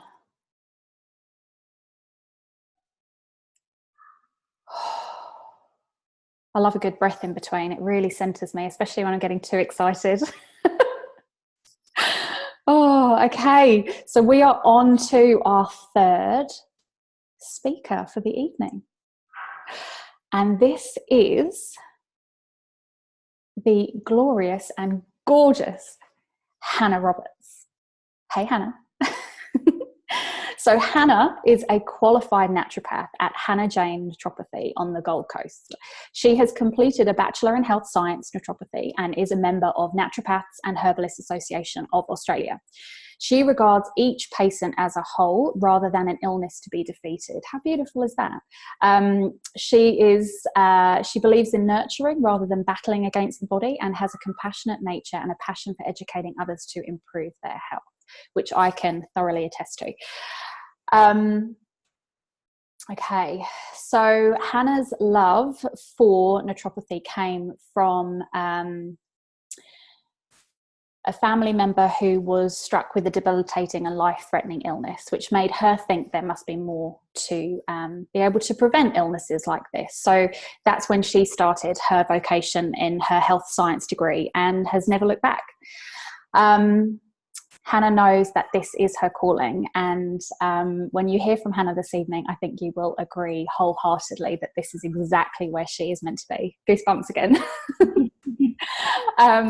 So Hannah's services include, now I'm going to say this right hopefully, iridology, herbal medicine, nutritional medicine, dietary and lifestyle recommendations. So this is only going to give you a taste of what Hannah can do. And of course, at the end of all of these talks, I will give you the opportunity and the links and plenty of emails with everyone's information to be able to contact them, get in touch with them, and connect on a deeper level. But for now, Hannah, I would love to invite you to talk to us and give us your pearls of wisdom. Thank you. Thank you for the introduction. How amazing. You got me all giddy. I'm going to share mine as well. So let me see how to go about that. How's that all working? Everyone can see it? Cool. Okay. So as the introduction was said, I work as a naturopath. So the gut-brain connection is something that I've really noticed in my clinic, and I literally see every patient that is struck with some sort of stress and long-term stress that has led to chronic diseases, and this is why. So they are sort of saying now that the gut-brain connection, so the gut is actually like your second brain in a sense. So they both correlate together. So under stress, what happens? So the nervous system responds by long-term stress. So every day we have a stress that comes along, and our body has a mechanism to be able to deal with that. But it comes to the long-term stress, that is when it plays havoc. So the nervous system turns on, and you get this, what's called sympathetic nervous system play. So you get the parasympathetic nervous system, which is your calming sort of nervous system, compared to your sympathetic one is more your excitatory, like I need to get something going, and that's continually put on under long-term stress. So it activates the SNS, so sympathetic nervous system, and this releases adrenaline through the whole body. So then it goes to the adrenal glands that release cortisol. Now, eventually your body sort of goes to a part where that long-term stress comes into play, and your body finally just goes, I've had enough, I'm going to rest, I need to rest. So these are the sort of things. So these three stages that they're talking about. So the alarm stage is the first stage. So you get that sympathetic nervous system arousal like I was talking about. The adrenals come into play. Your cortisol is released. Your thyroid is activated because that happens with your metabolism, and everything needs to be running. So we go into what's called the fight or flight system. So with the fight or flight, I'd like to use the analogy of, if you have a bear running at you, what do you need? You just need your extremities. So all your blood flow goes from inside your brain stops functioning properly, and you just need your extremities to fight. That leads to havoc throughout the whole body, because you imagine all that blood flow is not happening. Nutrients aren't happening. I'll talk about them all later. So yeah, eventually in the resistance stage, that's when your adrenals finally go, had enough, I cannot function anymore, and cortisol is reduced. So throughout the day, your cortisol in the morning should be high, and then around lunchtime it peaks, it drops down a little bit, and then the afternoon picks up again, and then around about the 5, 6 o'clock, it should go down again, because we need to start resting, so that way we have quality sleep as well. But when adrenally fatigued, when your adrenals finally give up, those circadian rhythms don't occur. They are all out of whack. So then you stop sleeping as much. You aren't dealing with your stress as well. So sleep is a huge factor as well. And what you can see with the exhaustion stage as well is finally your brain's not functioning. So depression, anxiety, your cognition doesn't occur as well, and all sorts of things happen. But the main thing that I'm talking about today is gut. So if you ever feel stressed and your tummy just doesn't really like you, or you ever had that gut feeling, that's because it is connected. So like I was saying before, it is your second brain in a sense. Sometimes it can actually be your first brain, and your brain is actually your second brain. Your gut can actually take control of your brain, and I'll explain a bit later. So pretty much like I was saying before, so what happens when that blood flow is lowered, your digestive juices decrease. So what happens with your digestive juices, they are needed to break down nutrients from food to get those nutrients to organs. So for argument's sake, B vitamins, they're amazing for your brain, amazing for cognition, amazing for energy. But unfortunately under stress, they are number one that actually goes first. Why? Because you need what's called an intrinsic factor in your gut to attach to a B vitamin to get sent to your brain. So when you're under stress, your gut's not working properly and you're not getting those B vitamins sent to your brain. So that's what I mean by that gut is overtaking your nervous system as well. You will also see later that 90% of your serotonin receptors are actually in your gut. 10% are only in your brain. So again, if your gut's not functioning properly, then your serotonin will be reduced, and that is your sort of excitatory hormone, your happy hormone in a sense. So your lower digestive juices, like I said, so also digestive juices are what's called a barrier on your gut. So they actually protect your gut against pathogens, viral infections, bacterial infections. So if that's lowered, you also don't have that protection as well. Leaky gut as well is another thing that occurs because you don't have that protection of that digestive juices. So sometimes by even just improving your stress and improving your digestive juices can help with your gut health as well. What can happen as well is hyperimmune responses. So things like autoimmune, allergies, dysregulated immune as well can also be because you have an unhealthy gut. And I'll explain a bit more later. And deficiencies, like I said, because you're not getting those nutrients to break down from that food to be able to be used throughout the whole body. So the gut-brain axis, pretty much like I just explained, so it's sort of a vicious cycle in a sense. So your brain controls your gut by reducing the motility, so the ability to break down those foods, the secretions, so the bile, as well as the digestive secretions to break down foods, you lose that ability. Nutrient delivery, like I said, throughout the whole body, for every organ needs every nutrient, right? And then microbiota balance. So your microbiota is your different bacteria in your gut. So your gut should have a healthy bacteria of the bad bacteria and the good bacteria. So things like candida, we have candida, everyone has candida. But when our gut microbiome is lowered, so those bigger bad bacteria are into play, candida rises, and that's when it's not good. So we need to make sure that we have a balance of those as well. So then your brain controls your gut, and then the gut controls your brain. So like I was saying, your neurotransmitters, because all different nutrients are needed for neurotransmitters to work. Your neurotransmitters are like your communication between your brain to tell you how to feel, what's happening. If they're dysregulated, that leads to anxiety, depression, mood stabilities, lowered appetite, increase for wanting sugar and carbohydrates because you want that quick energy because you're just burning it off all the time. So yeah, it's like such a vicious cycle. So we need to improve both. If you don't improve one without the other, you're not going to get the same results. So why do we need a healthy digestive system? So like I was saying before, your digestive juices, so your hydrochloric acid. So what happens is when you chew something, your salivary glands produce the hydrochloric acid, or stimulates the hydrochloric acid to be produced to break down that food to then use throughout the system. But what can happen is your food doesn't get broken down properly and larger molecules get sent throughout the body and the body doesn't know what to do. And that's when you get that hyperimmune response, as well as what's called oxidative stress throughout your liver, because it's not functioning properly. Your gut's not doing what it should. So it breaks down nutrients throughout the whole body, like I stated. It protects against invaders. So you've got to think your gut is somewhat your first line of defense when it comes to your immune system.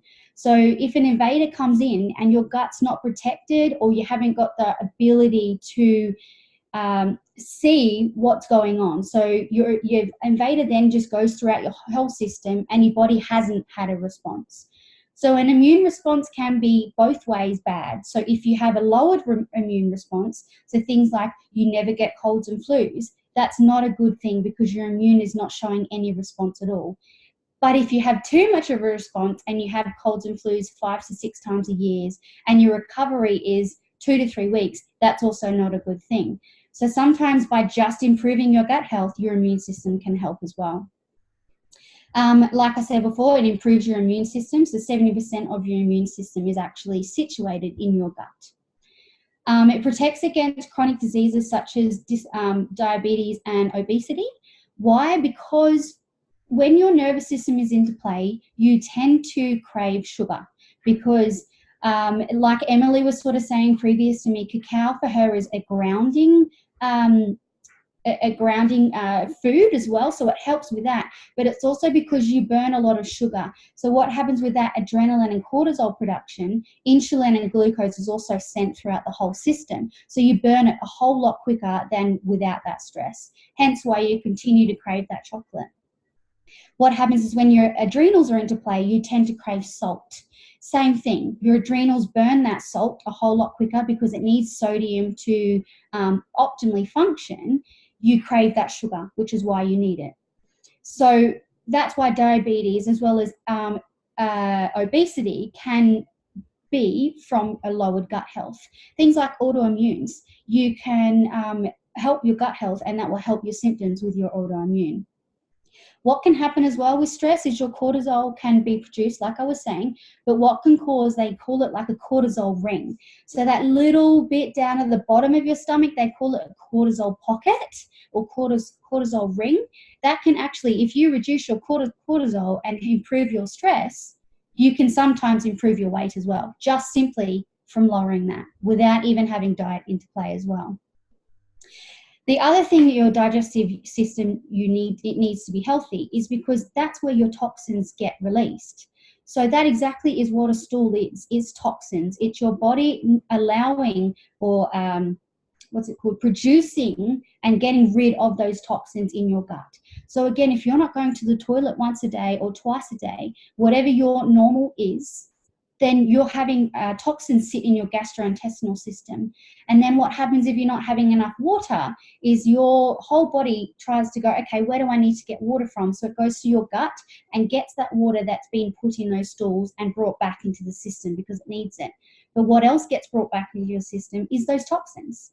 So we need to make sure we're having enough water as well. So if that stool is sitting in your gut, those toxins are getting stimulated throughout the whole body and playing havoc on your brain, any sort of organs, your liver, your kidneys, because it's getting eliminated as well. Things like skin diseases as well can be the fact that your gut's not working properly, because your skin is actually it's actually the biggest organ in your body, but it's the last place that it gets eliminated, because you're not eliminating it in your gut, or you're not having enough water, so your kidneys aren't functioning properly. Your gut's not working, which means it sends it to your liver, and your liver doesn't know how to metabolize those huge molecules because it's not used to it. It goes through your skin because it's the only way out, and that's where you get acne. That's where sometimes you get psoriasis. So yeah, gut is everything. I actually read something the other day as well, which I found very interesting. We are made up of 90% bacteria and 10% human cells. So I found that interesting, because you imagine our skin, it is full of bacteria. So people that constantly use those antibacterial sprays and everything like that, they're actually not great on your system, because you are reducing every bacteria, not just the good ones and not just the bad ones, but every bacteria. So if you constantly use them, you're lowering your defense to protect yourself against pathogens. So yeah, I thought that was quite interesting to add in. Okay, leaky gut syndrome. So what happens with leaky gut? What I was saying before with this stress, it reduces your digestive system juices, which then lowers that barrier function, which leads to what's called your gap junctions. So your gut is made up of gap junctions, right? So it should be sitting together like that. What happens under stress, because you don't have that barrier protection, your gap junctions tend to come apart like that. And what happens is these large molecules, because they're not getting broken down, are seeping through those gap junctions and going through the bloodstream. It then goes to your liver, and your liver doesn't know what to do with it, so it gets stored into fat tissues, and that's when toxins occur. So for argument's sake, if you're losing weight, but you're losing weight at a very rapid pace, that is releasing toxins throughout the whole system very quickly. Your body can only metabolize those toxins throughout the body at a certain pace. So it then again plays havoc on your whole system. So that's another thing to also be careful of as well. So yeah, what can, it's like I was saying before, what can happen. So leaky gut can actually be from food intolerances. So if you're unaware of any food intolerances, that can actually play havoc, because it causes inflammation through your gastrointestinal system, reduces that barrier function, and then again can get through those gap junctions as well. A good way to without having to test your food intolerances is a diet diary. So write Monday to Friday and do your morning breakfast, lunch and dinner.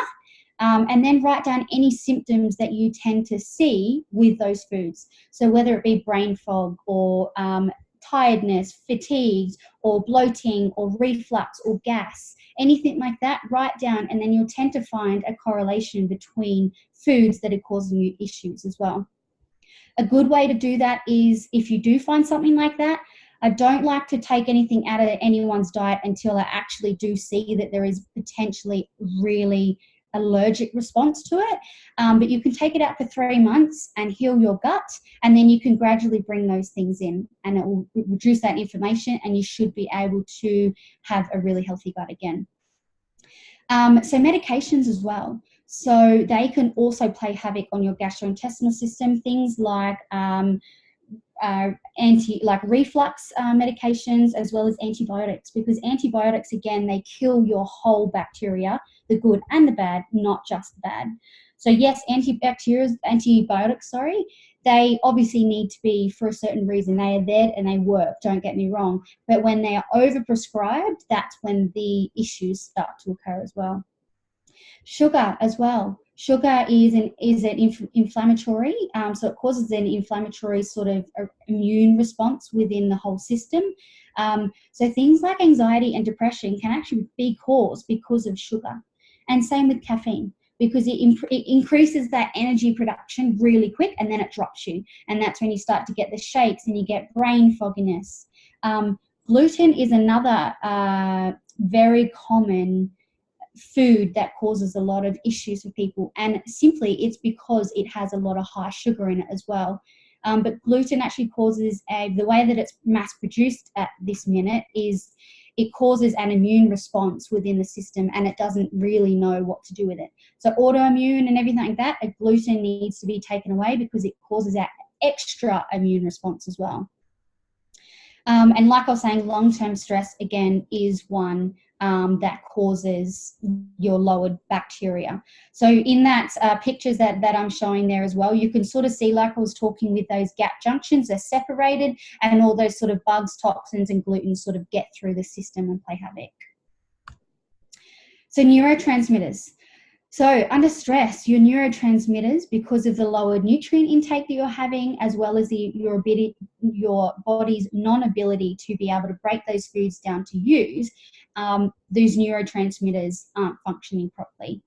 So serotonin is the nature's antidepressant. So this is generally what happens in depression. This is actually lowered.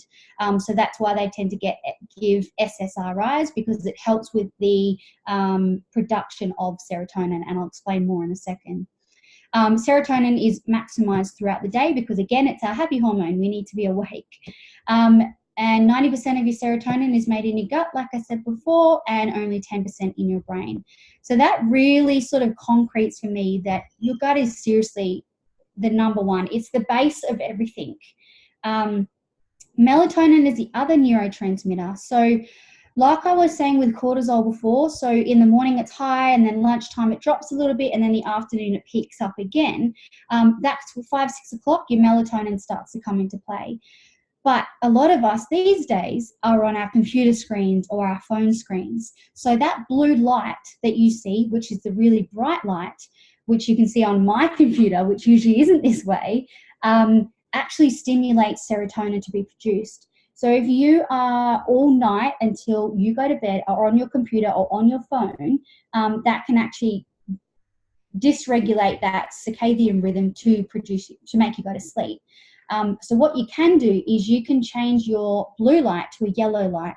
So mobile phones do it on their settings these days, but there's a screen that you can use, an app on your laptop called f.lux. So you just go on the website and you can use it through there, and it changes at sunset your blue screen to a yellow screen. So this stimulates to help you go to sleep. So sleep is also a really amazing thing to help with your stress, because sleep is there for resting as well as repairing. So if you're not sleeping, you're not repairing. Your organs aren't repairing. So Chinese medicine also say that each hour, or I think they go by 2 hours, is a specific organ. So for argument's sake, most of the time I see this is people wake up at 1 o'clock to 3 o'clock. So I ask them, okay, is there a certain time that you always notice when you wake up? And it's always at 1 a.m. till 3 a.m. That is actually your liver hour. So that means that your liver isn't functioning throughout the day, or it's got high toxins occurring, and then it wakes you up during that 1 to 3, because that's trying to repair, but it's not. It's just stimulating you, and it's overworked. So try and sort of see if there's a specific time as well, if you do wake up during the night. Google, if you can go on the Chinese sleep times, it'll come up as well, and you can try and figure out which organ may not be functioning at its greatest. So 6 hours of sleep per night is optimum, because again, if you're not getting that, your stress is heightened, your mood is dysregulated, and you're not being able to get through your day to get through your stress as well. So techniques to help with relieving stress and healing your digestive system. Breathing techniques you can practice. So what can happen is, like what we did with the meditation before, it's somewhat of a quicker way, if you like, if you're out and about, that you can just try these breathing techniques. So because it grounds you again, it gets you back into your space, and it allows you to stop thinking, it allows your body to just rest and recuperate as well. Meditation, again, isn't just all about, a lot of people think, but I always have comments in my head when I'm sitting there. That's okay. It's actually just about going, okay, that's there. I'm going to brush it off and I'm going to leave it for later. That's still a meditation as well. So there's some sort of deep breathings, belly breathings and everything like that can help you improve or reduce your stress and improve your cognition as well.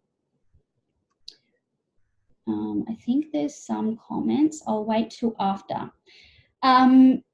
diet as well is another factor. So a lot of people sort of see diet as it's to do with fuel. So your body needs nutrients to be able to optimally function. So it needs fuel. So things like all your nutrients are in a certain food for a certain reason, and whole foods, they work. Nature has brought food to us in its whole. So things like powders and relying on nutrient vitamins and everything like that, you're better off to go with a food, because it's about the way it's produced. So things like apples. So yeah, they taste good and they have fructose in them, but it's the way that it's produced, and it's got fiber. This actually helps with your gut as well. For argument's sake, also they use a lot of food. The way that it looks is really good, is the organ that it's for. So walnuts look like a brain. So it is actually really good with your brain. It has A vitamin and A vitamins in it, B vitamins in it to help stimulate your brain. Tomatoes, they're red and they look like a heart when you cut it in. They're really good for heart diseases. So that's the reason why we need to have a wholesome diet as well. But protein as well, we need to make sure protein is in each meal. It's going to keep us fuller for longer, so that way we don't go for that sugar or those carbohydrates. But it also is the building blocks for aminos in your brain. So the precursors are things like tyrosine that help with the GABA pathway, so your communication between your brain and your gut is needed for optimal health, optimal gut, and optimum brain functioning as well. So little tips, like I said, with the food colours. So purple foods such as berries are high in antioxidants. So this helps reduce inflammation, but also helps make sure that your liver is functioning properly too. Orange containing foods. Do you remember back when you were younger? I know my mum used to say to me all the time, if you eat your carrots, you can see at night. That's because it contains beta carotenes, and these are really amazing for your eye health. So what she was saying was correct. Red containing foods, like I was saying again, because of the colour and the way that it looks, it is actually really helpful for your heart. But it also, lycopenes, which are contained in this red foods, are really good for male health as well. I was saying food intolerances before, so try and figure out what your food intolerances are to make sure that your gut is working optimally as well. And sugar and gluten, I went over that as well. Any questions, go ahead with that. So, new natural remedies. So this is where my favourite is. So helping people reduce that stress as well. So a lot of herbal medicine is what they call them adaptogens. So because we can't always just take away your stress, we need to reduce that overwhelming feeling to help you function throughout your day. So your cognition, so your sleep is better, so that your energy is better, so that way you don't need that coffee to pick you up. So these are called what's called adaptogens. So these adapt you to your stress. So things like withania, the ashwagandha, is amazing. It helps reduce your anxiety, helps stimulate your energy throughout the day, but really supports your nervous system as well. Tyrosine, like I was saying before, really, and it's in those foods as well, really help with, it's a precursor for your GABAergic pathway, so your communication, as well as your serotonin as well. Kava, again, is what they call a sedative. So this just helps reduce that overwhelming feeling, so that way you can get on with your day as well. B vitamins, again, amazing for your whole body, really. Every organ needs B vitamins. So making sure that your brain's working properly to then help with your gut, right? St. John's wort, so they call this a natural antidepressant in a sense. So this stimulates modulates your mood, so that way you can get throughout your day. It improves your appetite and improves your motivation as well, so that way you can get these jobs done. Rhodiola has probably got to be my favourite herb at the moment. Why? It's because it actually nourishes our adrenal glands, so the ones that produce that cortisol and that adrenaline. So when we nourish and support those adrenal glands, it actually supports your whole body as well and reduces that stress. So when I was saying before about the serotonin re-up inhibitors, so what this happens is they call it like a clef. So what happens is this side's used for the brain and this side's used for the whole body. What happens is that your cortisol gets taken out once it's used throughout the brain, gets taken out and then used throughout the brain. This actually blocks those pathways, so that way it has more serotonin in your brain. So that way your happy sort of hormone is used a lot more, your moods are stabilized, your sleep's better as well. I think that was it for that one. The other thing that I want to talk about as well is priority lists. So most of us sort of have so much going on in our lives that we get overwhelmed because we think, oh my God, I've got this to do, I've got that to do, I've got this to do, I've got that to do, and you end up with 10 things that you need to do. But it comes to that stage where you go, nah, this is too much, I'm just not going to do it. And procrastination comes in, right? So writing a priority list about what your priorities are, about what actually needs to get done today, can lower that overwhelming feeling. So I've actually done it so much now that my brain actually just goes, not priority, don't need to do that today, and off it goes. So it helps just reduce that overwhelming feeling as well. Back to supporting gut health. So how I support gut health, because most of the time it is through the stress, I help with stress, but then I help make sure that the gut's functioning properly as well. So what I do is I make what's called ginger and gentian drops. Now, these can be hot, okay? So they get dropped on your tongue and they stimulate salivary glands, which stimulate your digestive juices, which then help with the barrier, then help with your immune system, then help with breaking down nutrients, also help with any sort of gastrointestinal issues, things like bloating, reflux as well. So when having lowered acid, it actually doesn't know where to go. So the sphincter tone, which tells your acid to go down, is dysregulated because you don't have enough. And that's when actually reflux starting occurring. It's not in our eyes about having too much reflux. It's just simply it's lowered and it doesn't know where to go. So by improving that salivary glands and those digestive juices, your reflux can actually be gone as well. Dandelion, again, is another sort of stimulant and digestive juice precursor to help with that. So that's another great herb that can help with that as well. But prebiotics and probiotics. So prebiotics are actually the food for your bacteria, compared to probiotics are actually the bacteria. So prebiotics are in things like oats, onions, garlic, asparagus, leeks. They're all what's called prebiotics. So by having them daily, things like sauerkraut, kefir, all of them are really amazing, and kombucha as well, are really amazing to make sure that your good bacteria is feeding as well. Because the other thing with sugar is that your bad bacteria actually feed off sugar.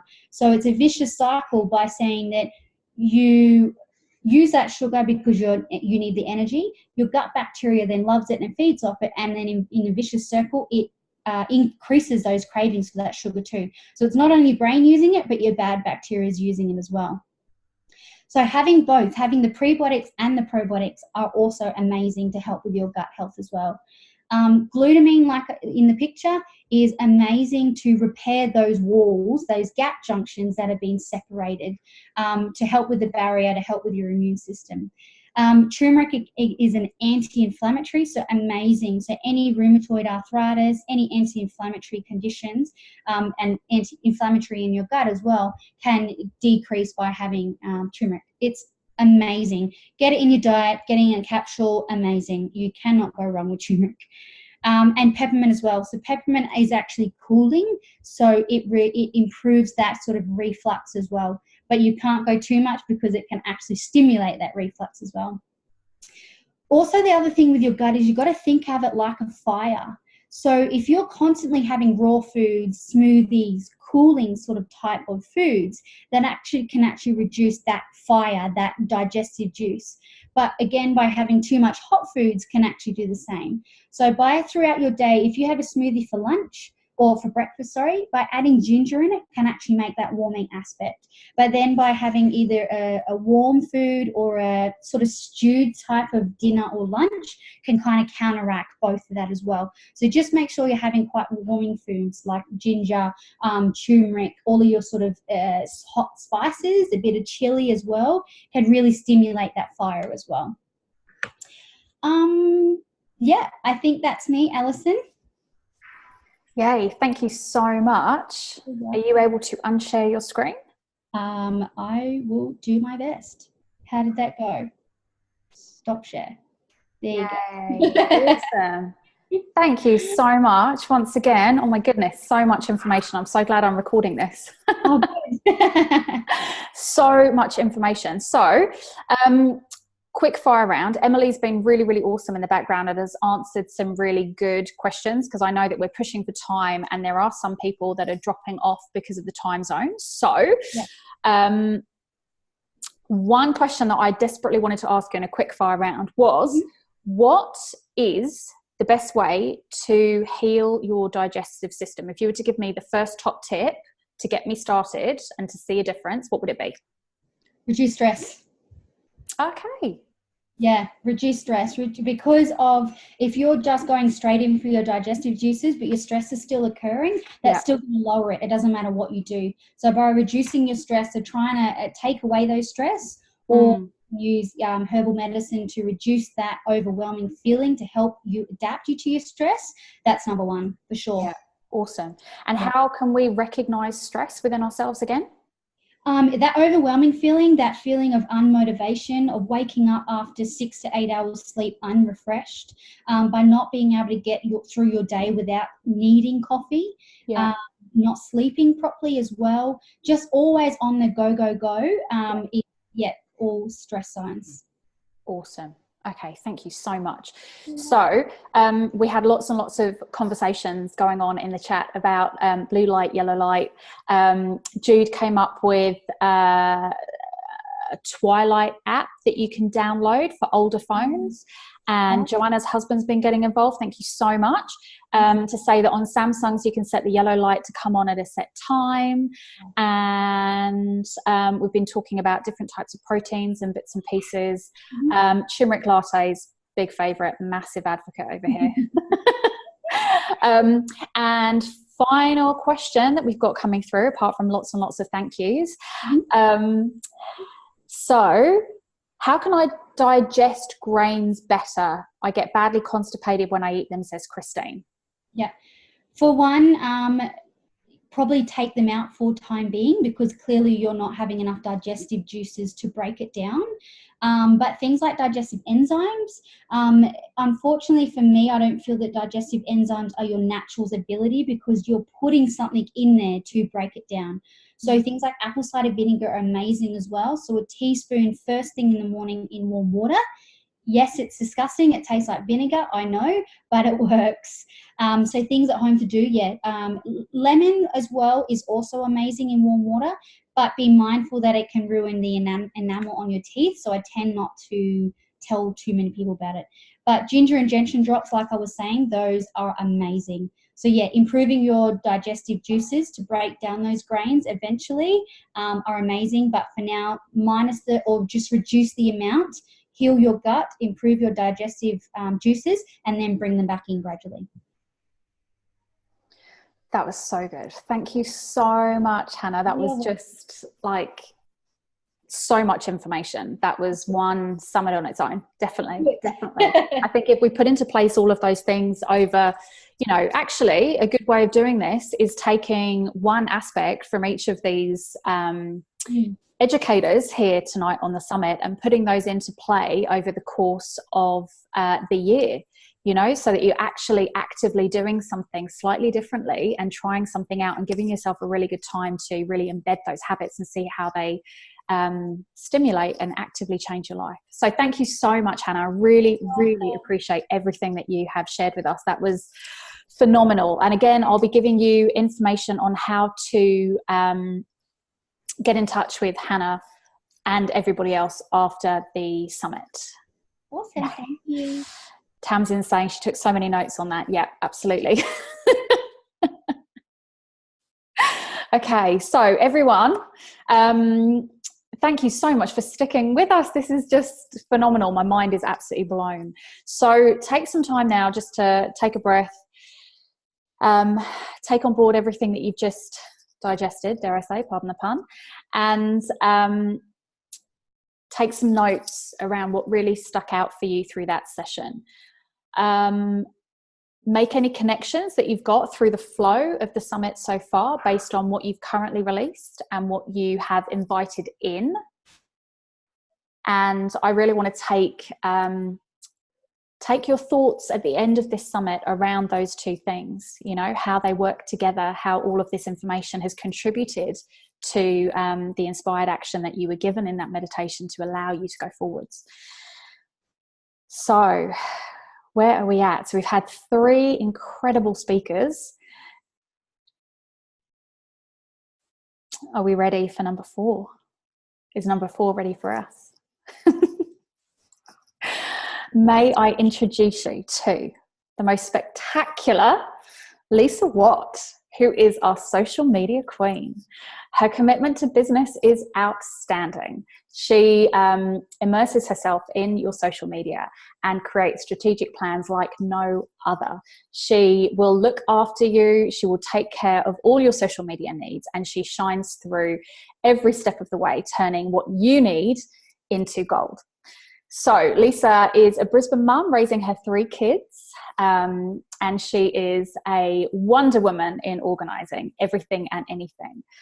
She's got a couple of other businesses on the go, although Gold Media is her number 1 baby, and she has unleashed her creativity since she had her children. She has built this incredible portfolio of dream clients, loves her job so much, and you know, she has done this all whilst managing episodes of anxiety, and that is what Leesa is come to talk to you today about, empowering you with anxiety. So I would love to welcome the fantastic, amazing, wonderful, I'm so grateful you are here. Thank you so much, Leesa. Leesa Watt. Welcome, welcome, welcome. Thank you. Now I'm on my daughter's computer, so let's see if we can share.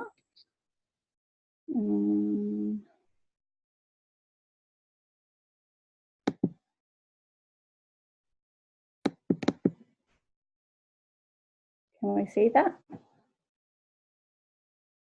We certainly can. Okay, cool. All right, so empowering your anxiety. 1 in 13 people suffer an anxiety-related illness. Have you felt like you can't breathe? Has your heart rate gone through the roof? Have you felt sick, dizzy, tingly? Have you trembled? I've had all of these. And sorry, I went too fast with that. So I've known about my anxiety for about 11 years. It probably contributed to my divorce, but it actually made me stronger.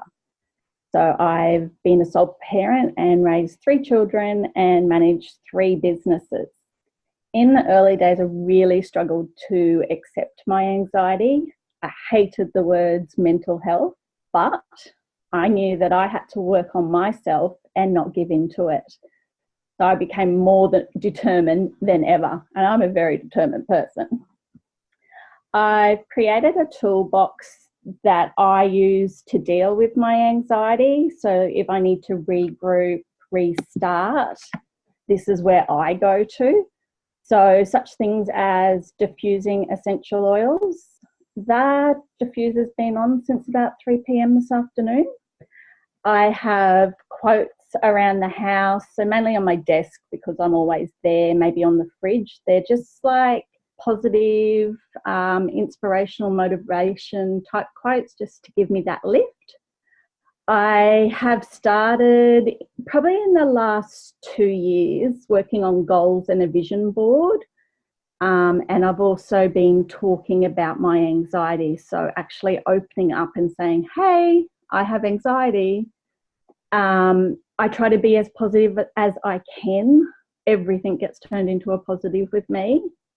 I am making time for myself. It is really important. It comes down to self-care as well. And self-care doesn't have to be complicated. We'll talk a little bit more about that later.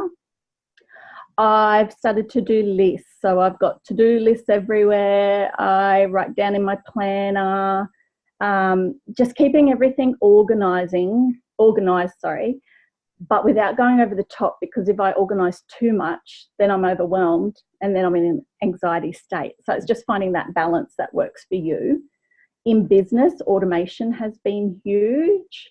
So automation could be a newsletter going out, or my welcome series for my subscribers being set up. It's doing the thing that it needs to do. Rest, really important. There can be days where I just know that I have to push out what needs to be done, and then I just need to go and lie down, or come 3 o'clock, I'm on the couch and I'll be there until dinner's ready to be made or whatever.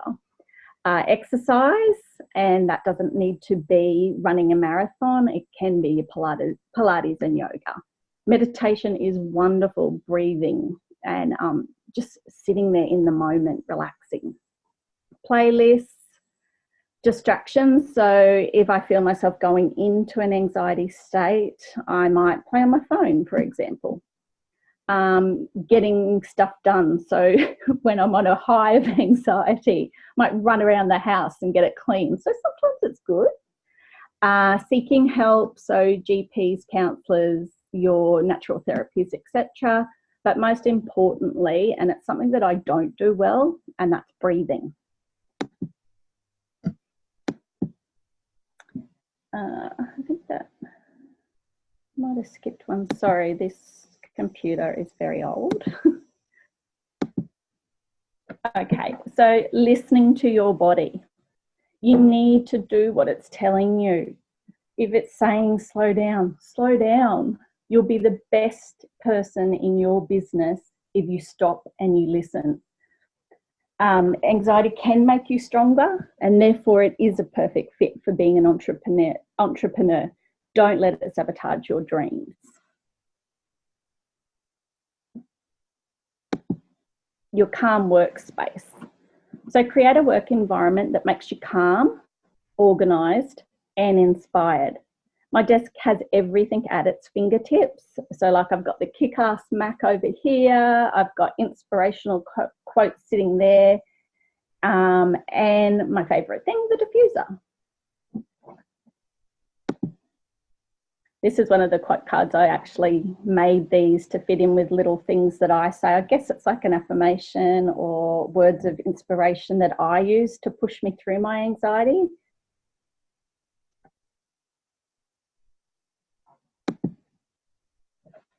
Now, I used to be pretty perfect. Not perfect, but I tried to be like that. A show home was how I lived before kids. Kids taught me that I can't live like that. But use your perfection to review your business, enhance it. Like if you have to rewrite your website 10 times, do it. Create goals to work towards. Have your vision board. Have it for just the year. Have it for the next 5 years, whatever works for you.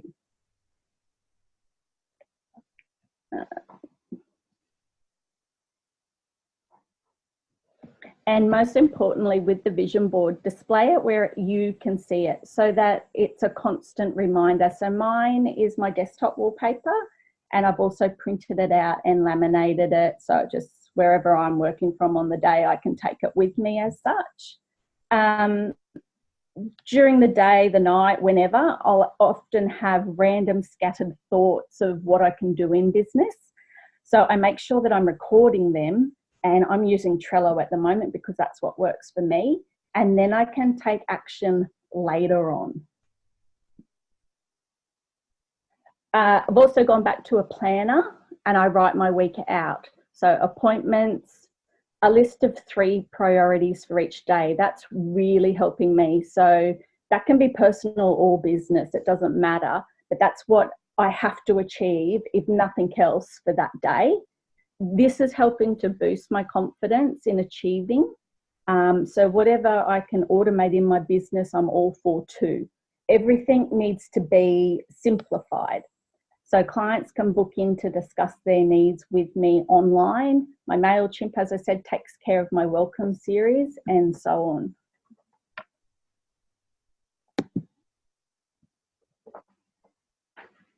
Be brave, be relatable, trustworthy, positive, be an inspiration. By sharing my anxiety experiences, I've become more relatable, trustworthy, and a source of positivity, even an inspiration to some. We all know you need to build relationships in business. People desire to be embraced, understood, guided by someone they trust, and being comfortable in sharing your journey allows others to get to know you and in return trust you. I've always been terrified of not being good enough in everything I do. It's hard to accept we have imperfections, but guess what? Everyone does. Anxiety will do that. It likes to show us our worst fears. But you need to turn around and you need to confront them. Being brave, it's so much more rewarding. As an entrepreneur, failures happen to the best of us. Once you take away the what if and you be brave and start to experiment and find out what works in your business, take the risks. It's an opportunity for your mass growth. No judgment. We constantly seek approval to be confident. Don't watch your competitors. So a lot of us do fear judgment. What do people think of us? Our choices, our beliefs? We're constantly seeking approval. As time passes, I'm learning not to care what others think. And when you do that in business, holy wow, I'm the boss, full stop. So you get to do what you want to do and how it works for you. So the anxiety has taught me not to be caught up in what competitors are doing. Their opinions are theirs, and I don't need to walk the same path as them. By being confident with what I have to share with my clients and going for it, I'm building a business that's all me, allowing me to be creative, think outside the box, creating what lights me up. What's not to love about that?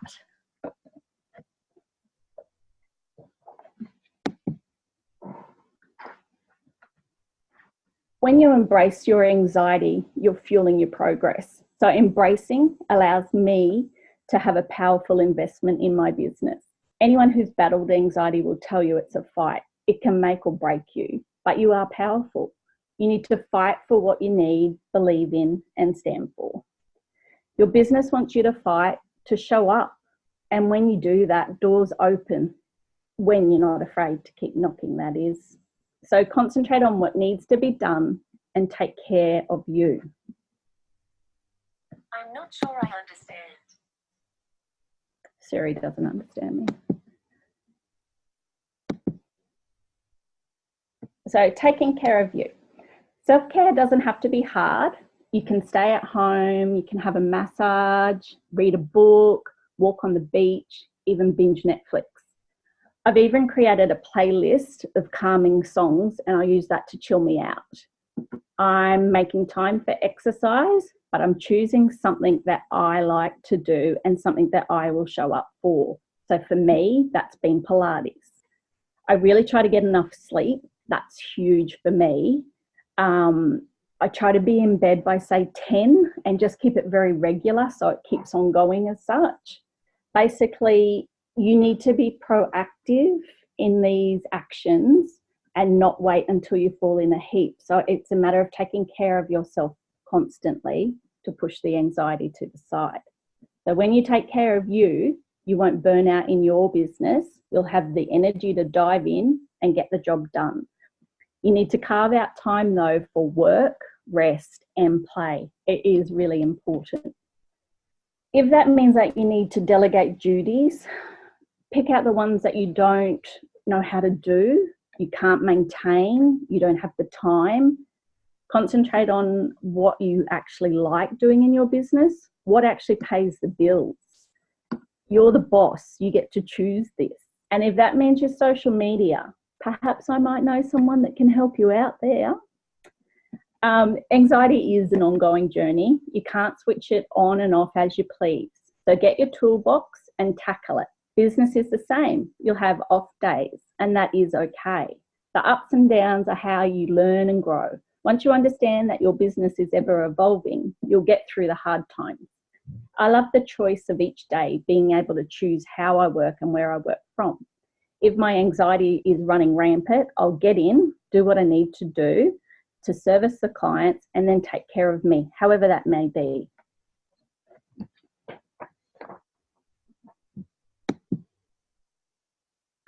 This is something that has helped me from day one, having a cheerleader. Before we started this summit tonight, I had about 3 or 4 people text me and tell me I had this. I'm not too sure about that, but having them behind me means more to me than anything. So pick your support team, your cheerleaders for both life and business. A strong community that's going to give you advice and support is truly priceless. I've recently started a Facebook group. So down the bottom here it is, the Anxious Entrepreneurs. We're visualising that this space is going to be for people in business who have anxiety and struggle to come up with ways to market themselves. So you might be struggling to do an Instagram live or something, and it is essential. You know, this is the first time that I've done a summit, the first time that I've gone live. Am I nervous? Yes, but I tell my clients they have to do this, so I have to do this too. I would really love you to check it out if it's something that you think could help you, because at the end of the day, that's what I want to do. I want to help people with anxiety be their best selves. I am stronger, braver, and kinder. So anxiety has taught me that I can overcome obstacles, and I'm not going to not chase my dreams because I have anxiety. So don't let that do that to you either. And this one, that was a quote that I read the other day, and I just thought it was amazing. And still I rise. So no matter what, you get up and you give it a go. And thankfully, that's all for me tonight. Oh my goodness, thank you so much. I am so proud of you for doing that, because I know that was your first summit, that was your first live, and you smashed it. So you were incredible. And until you said that, nobody would have known. So, social media queen and summit queen, go you. See, everyone is saying that was great, that was great, that was great.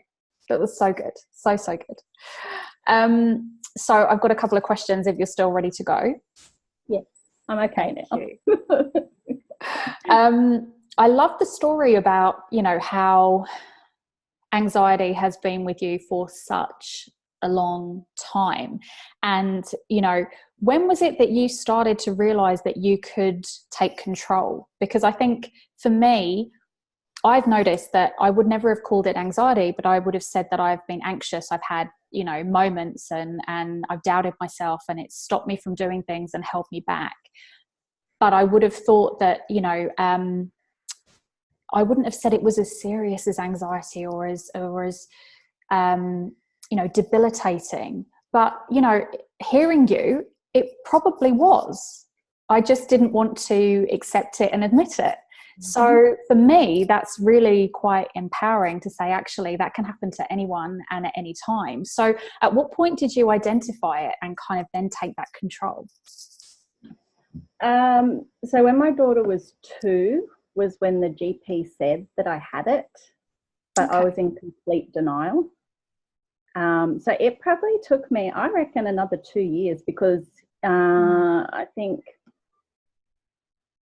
no, actually it's probably longer than that, because then I had another child and then I got divorced. So yeah, it's probably 4 years, and it's still an ongoing learning curve. Yeah.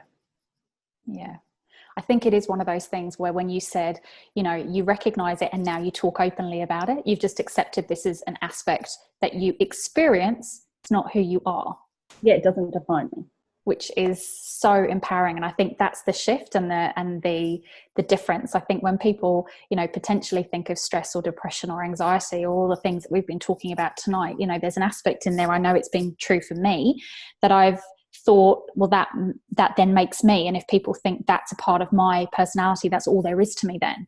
And actually that's just an experience that we live through to grow through, and those challenges make us so much more empowered through that growth. So yeah, thank you so much for sharing all of that with us. I would love to know though, you mentioned your diffuser so many times tonight, so tell me, what's the one essential oil that you recommend for combating your anxiety? I always seem to gravitate towards balance. Okay. Yeah. And what's in balance? What's combined it's like in a lot of the, I'm pretty sure it has frankincense. I'm not deep into this. Mm-hmm. But it's like the woody things. Emily and Hannah might know more.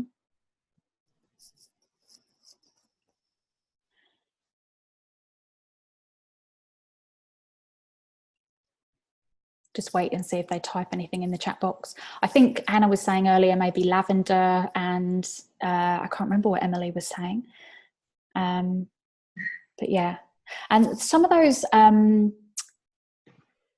those amazing quotes that you put up there were incredible, which I think were fabulous. So thank you so much for sharing those with us, because that last one, can you repeat that one for us, Leesa? And still I rise.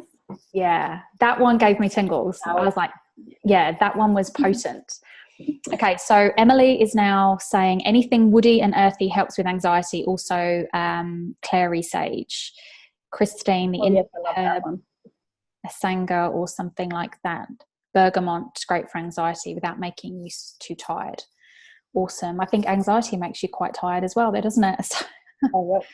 Yeah, awesome. Wow, everyone's coming to the party. Everyone's got this. I think it's balance is spruce, hoewood, frankincense, blue tansy, blue chamomile with fractionated, coconut oil, no more wide, theine, lol, running on adrenaline, anxiety kicks your ass. Right, I'm stopping. Thank you for your input, guys. That was amazing. And thank you so much, Leesa. That really was that was awesome to hear, and lovely of you to get so personal and vulnerable, especially on your first live, and share with us, you know, your story through that. But I think from my experience, again, going that deep and sharing that much of you really shows people the brave, the courage, the commitment, and the empowerment that you can grasp through that experience that you've had. So thank you so much for sharing that. And we'll definitely be sharing Leesa's group at the end of all of this through the emails as well. Awesome. Thank you so much. Thank you. All right. Back to our big, beautiful looking group. How are we going, everyone? All right. Is everyone still with us and going strong? Yay. All good.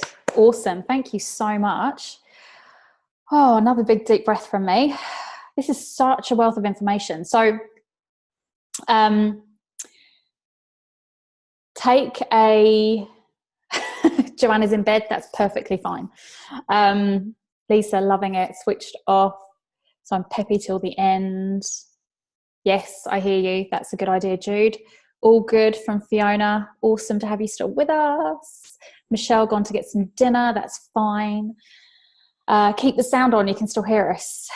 Emily, yes. All good. Andrea, Christine, thank you. Hannah, good. Awesome. This is so lovely. So again, take what you want from that presentation. Take a note of it. Put it with the other things that you have wanted to release from tonight. Take with you going forwards. Everything else that has contributed to your evening thus far. I think it's really, really important to kind of just take those immediate inspirations and park them so that you can come back to them later. And I can guarantee when you do come back to this replay later on, you'll get so much more from all of this, again, that you'll be able to download and utilize. So, right, next, I have got 2 speakers for you who are going to be talking. And I would like to introduce them both. So we have got Tereza Wolf and Jess Ellen. So let me go first with Tereza. So Tereza is an intuitive witch, and she uses her gifts in order to connect and awaken women back to the power of their own intuitive witch. An intuitive witch is a conscious woman whose biggest superpowers are her intuitive abilities. We've been talking about intuition tonight, so this is just sensational. She is intuitive and fierce, and she confidently stands in her power as the divine feminine. She is aware of the fact that everything in her universe is made up of energy and utilizes her magic powers in order to shift her subconscious and cause powerful shifts within her physical reality. She takes responsibility for her own energy and is willing to work through her own inner shadows in order to reach the light at the end of the tunnel and fully connect back to the sacred parts of herself that have been buried a long time ago. Tereza is here to guide you through the process and offer you support and guidance along your journey. And I think Tereza needs to read that many times over to really appreciate the gifts that she brings forward, so that she fully acknowledges and stands in this power that we all know that she has, because she is sensational with what she will bring with you tonight. And then she is going to be talking with the beautiful Jess Ellen, who is an intuitive catalyst and mentor. So these two are going to bring fire, people. She helps women who are ready to make the conscious decision to heal themselves from the inside out so they can show up as their best and most elevated versions inside their soulful businesses and everyday life. Jess's purpose as an intuitive catalyst is to guide the powerful woman she works with through their shadows, their pains, their experiences, their traumas, and their past lifetime wounds, so that they can come into the true divine connection with who they really are at their beautiful core essence. She serves the light by working in the dark, by illuminating light where there is none, and brings ambience with others to catalyst them into their most expansive growth, so they can be transcended by shadow and all darkness back to the love and light within them. And I will just say that these two together are incredible combination, and will bring a lot of energy tonight. And having known them personally and call them friends, they honestly have worked through a lot of their own shadow, and I'm so proud and grateful that they're here tonight to be able to teach from those experiences, because that is a beautiful thing to be able to gift the world. So ladies, over to you. Thank you so much, Alison. What an introduction. I'm hoping that we can live up to it. So how I would love to start off this conversation is actually by talking about the art of transcension. Now, if you've never heard of this, do not worry. This is something that I've channeled through from a past lifetime as a witch. And it's all to do with, dun, dun, dun, your shadow work. So, what is the art of transcension? The art of transcension is the art of actually moving your shadow work to a lighter vibration within you. Your light and your shadow operates on a frequency and a wavelength, meaning that they both have energy, they both have wavelengths, they both have frequencies, meaning that they can actually be moved and elevated higher, and they can also be elevated lower, but that's not what we want to do. So when we are talking about shadow work, we are talking about the things that are coming up for you that feel dark, that feel dense, that feel murky, that don't feel very good to you. It could be things like money mindset. It could be things like past relationship pains.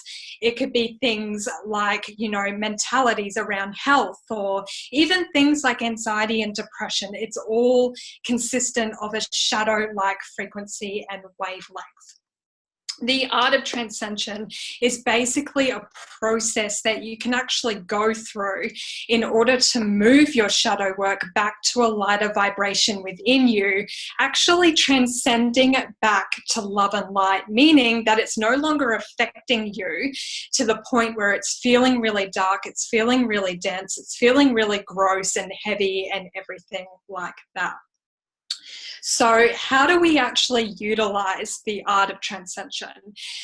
The main focus that I want to bring to it is that when you are having shadow work coming up, it is incredibly important for you to actually identify what is coming up for you, why it's coming up for you, and any associated pains, traumas, experiences, or memories that are actually popping up for you.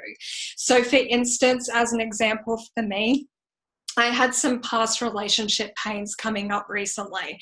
And as I was going through this, my heart space and my solar plexus and my sacral chakra and everything like that was starting to shut down and everything like that, because I was barricading myself off, not allowing myself to open up to love and everything like that.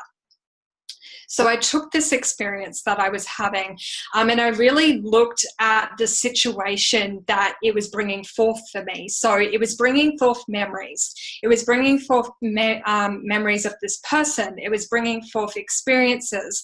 It was bringing forth feelings and impressions and just an overall sense of, you know, this pushing down, this really like dark and deep, murky kind of feeling.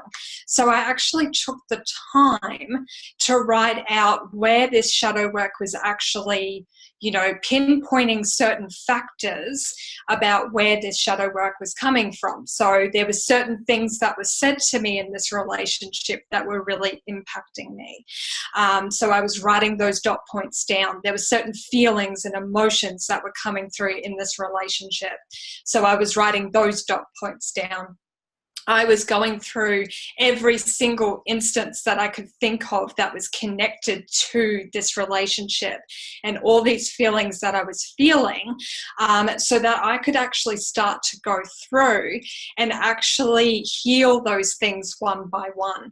So at first I took a look at the person that I was with, and I really started to actually send that person love and gratitude, which I know is a really hard thing to do in these situations. But it's a really, really big part of actually moving your shadow back to a lighter vibration within you. Coming into full acceptance, love and gratitude for what that shadow is bringing forth for you and what that's actually teaching you. So much about doing work in order to heal that and actually work through that.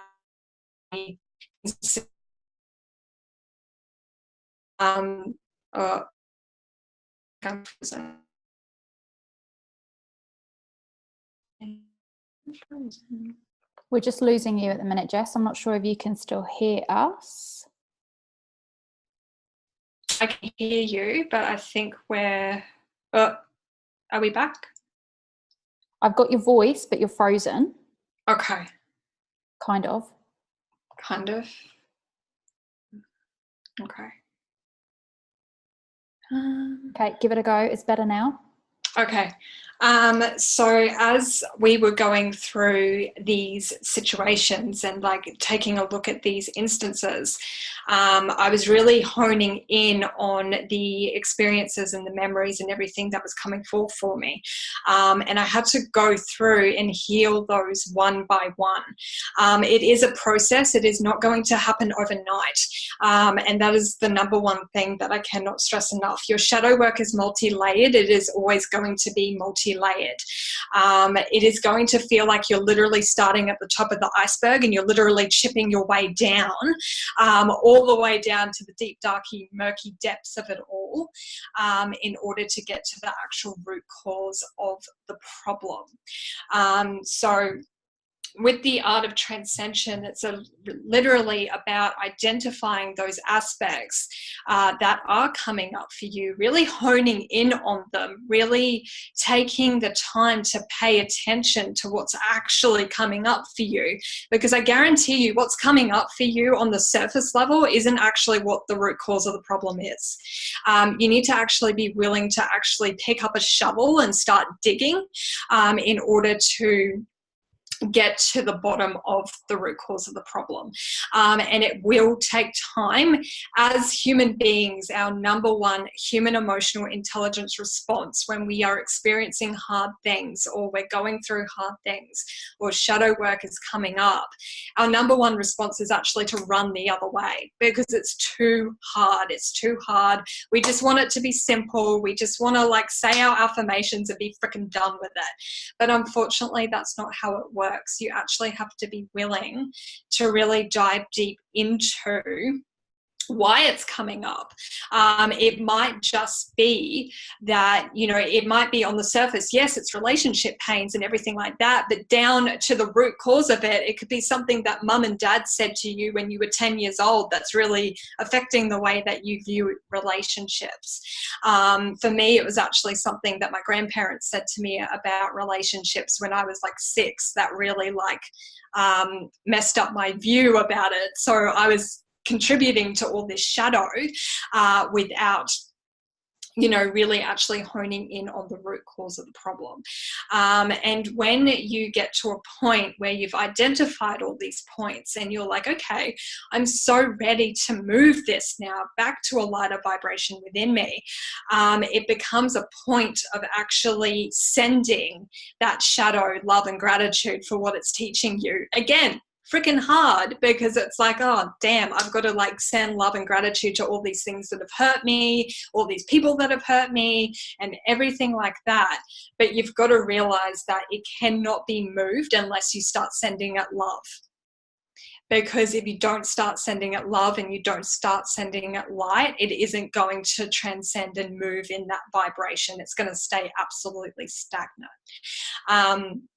Tasman's just saying, yes, I want to block that stuff and ignore it. Absolutely, we all do that. There's instances where I've still been like, oh, I don't really want to deal with that. And in saying that, when you are actually ignoring the things that are coming up for you and you're not making a consistent effort to tune in and actually transcend this stuff back to a lighter vibration within you, it actually manifests on itself, meaning it gets worse. And it can get worse to the point where it actually starts affecting you externally. There's been points in my life where I wasn't listening to something and my oven exploded, my car battery went dead, things like that. Like, it can all come up and it can all contribute. So as you're really, you know, diving into the space of actually facing your shadow work, because it's so important that you do, and I cannot stress enough, that you actually dive into this space of really narrowing those points down about where you want to actually heal those aspects, because there's certain points that need to be hit on in order for you to actually heal it as a whole. Just touching on the surface level stuff of it isn't going to do it. And to be blunt, it's going to do jack shit for you if you're not willing to actually dive deeper and actually look at the root cause of it. Once you get to the root cause of it, sending it love and gratitude and actually making a consistent effort to get into a mindset of being like, yay, okay, I'm really grateful for this relationship. I'm really grateful for what my parents taught me about money. I'm really grateful for this. I'm really grateful for these experiences I've had with my health, with anxiety, with depression, with everything it's taught me, with all the challenges it's presented me. That is when it transcends back to a lighter vibration within you, and that is how it moves. Now, I would love to allow Miss Tereza Wolf to take the floor, because there is a big aspect of the art of transcension that actually comes into it, and it's called the art of letting go. So I would love for Tereza to take over and talk about letting go for us. Thank you for the introduction, and thank you, Alison, for your beautiful introduction. You literally nearly made me tear up. I was like, I can't cry now. So as Jess was already saying, with the art of transcension afterwards, what really relates to the topics already mentioned is the art of letting go. throughout my spiritual journey and everything I have experienced in the past couple of years, there's always been one thing in my life that everything always came back to. And that was that no matter what I was going through and no matter what shadows I was working through, once I was done working with them, I really had to allow myself and allow especially my human self to let go of anything that no longer served me.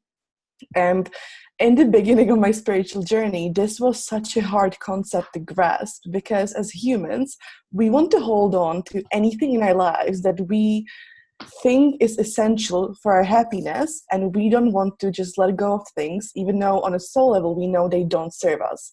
There's a huge, conflict between your soul and your higher self and your human self when it comes to letting go of things, because your human self is kind of coming from a perspective of, I can't let this go because it's once made me happy, therefore I need to keep it if I want to keep that happiness in my life, and nothing else will ever make me as happy as this one thing or one person or one situation has.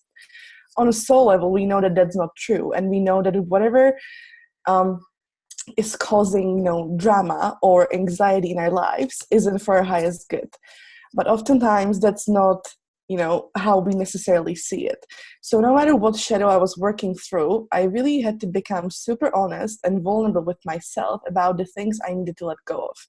And a year ago, when I was going through the kind of deepest parts of my spiritual awakening, this really started playing out a lot, because there were so many shadows and so many issues in my life that I was trying to ignore.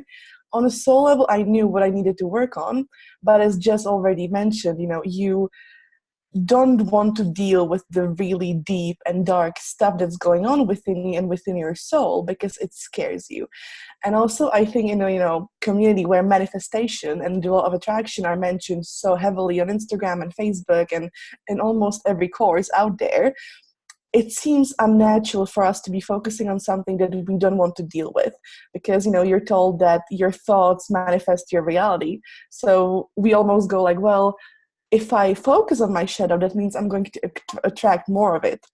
But when the art of letting go really comes into place, is that you don't attract necessarily what you think about, you attract who you are. And who you are is made up of all of your shadows as well. So even if you're trying to manifest something into your life, for example, like let's say you're trying to manifest a boyfriend or a romantic relationship, if there's still underlying shadow around the way you view relationships and the way you view yourself in these relationships, you won't be able to manifest what it is you actually want. It's like you're essentially confusing the universe by saying, this is what I want, and making all of these lists, but then your energy, and the underlying shadows is something completely different. So you're saying one thing, but the vibration you're emitting into the universe is a completely different thing that's coming out from you. So then that's where things can get a bit tricky. And this is why I think working through your own shadow and then allowing to let go of anything that no longer serves you is essentially one of the most important things you could do when it comes to your spiritual awakening. It's like, let's say you want to buy new clothes, but your closet is full of your old clothes that no longer serve you, you don't like them, they don't fit you, you think they're ugly, but you don't want to let them go. Where are you going to put the new clothes when you buy them? It's just going to all get messed up, and you won't be able to really appreciate the new clothes you're buying. It's the same with anything else in your life. And if you really want to, go out on that shopping spree in the universe and really attract anything that is for your highest good, you need to let go of anything that doesn't serve you first. And, as I was going through my spiritual awakening, I had all of these feelings come up, feelings of anxiety, feelings of depression, feelings of intense fear, but I had no idea where they were coming from. And for a very long time, I actually thought I had a mental health diagnosis. I thought I had borderline personality disorder, or that I was bipolar. But I had all of these tests done so many times and nothing was ever found. So I kind of came to a point of like, right, where are these feelings coming from? Why are they still manifesting into my life? And then the further down I got with my spiritual journey, and the more I began letting go of things no longer meant for me, those feelings essentially started clearing themselves up. They were there because I wasn't listening to the calling of my soul, I wasn't following my mission, And I was surrounding myself with people, events, circumstances that were no longer serving me on a soul level. You know, it might be things my human self wanted to manifest in the past, but then, you know, I was suddenly 22 and I realized, well, I manifested the life I wanted and I have everything I've ever wanted, but it's not making me feel alive. It's not what I ever needed. And that's when I really had to kind of, you know, focus on my own energy and really get clear with myself. Is this something that I really want? And if not, am I willing to let go of it in order to attract what I actually need, what my soul needs? So looking back afterwards, I was like, well, I want to help other people. So what's the thing that's really helped me the most? And I actually came out with the process of persecution and purification. Now, as someone who resonates with being a witch in a previous lifetime and actually getting burned at the stake, now, you don't need to actually resonate with, you know, being burned at the stake or being persecuted in a previous lifetime.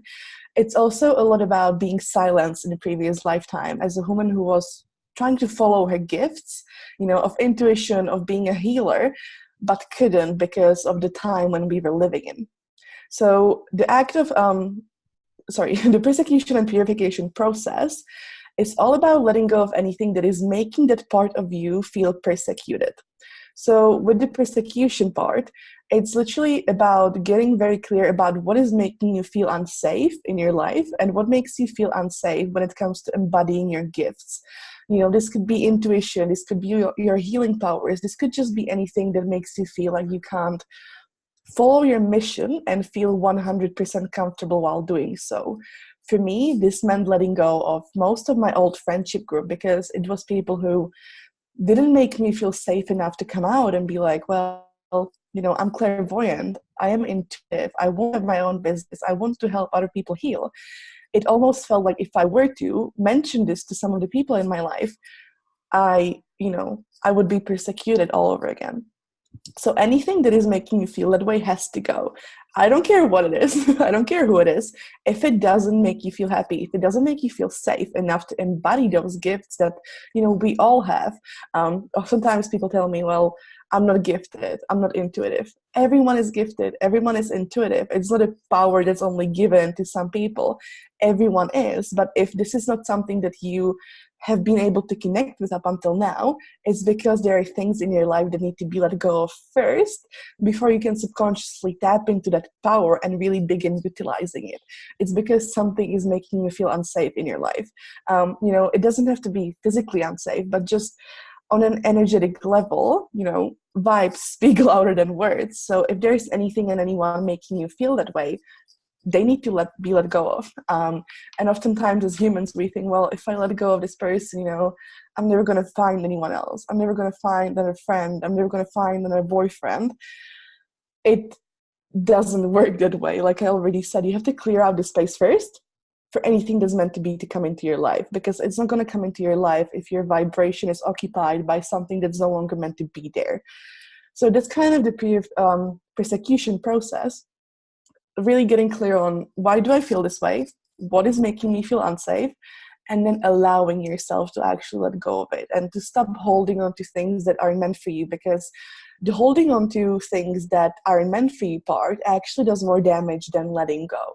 And letting go might hurt more in the beginning, but it's going to hurt for a lesser period of time, because if you hold on to something that isn't meant for you, you're just prolonging the process of allowing to let it go. You will be forced to let it go eventually. And this is where shadow work really comes into place, because oftentimes our shadows come forward in as circumstances and as situations in our life that manifest themselves over and over and over again. For example, for me, I had this come up a lot with my past relationships. I was in this cycle constantly of, you know, trying to find someone to be in love with and ignoring everything my soul was telling me, like, you're not ready, you need to be on your own. And I wasn't willing to listen to that voice within myself. So the universe kept sending me men that kept breaking my heart over and over again. But every time I ignored that voice within me, they sent me someone who would hurt me even more.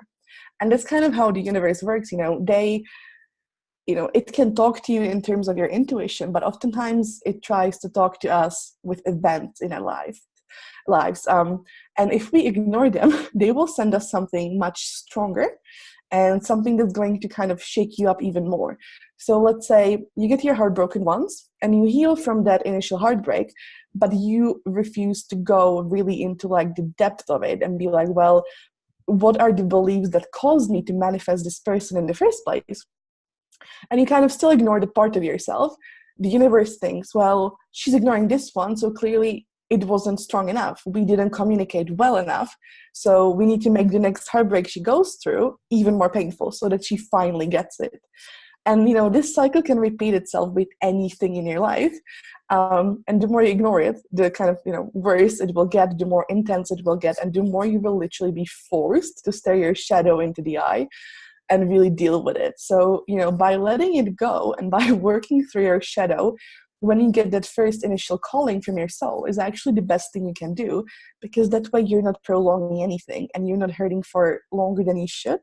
Because, working through your shadow is a painful thing, but it's also very liberating, and it's super empowering to have the strength to, go deep within your soul and be like, well, I'm ready. Like, I know that this is not going to kill me. I know that this is not going to destroy me. This is actually going to bring me closer to my next self and bring me closer to who I am on a soul level.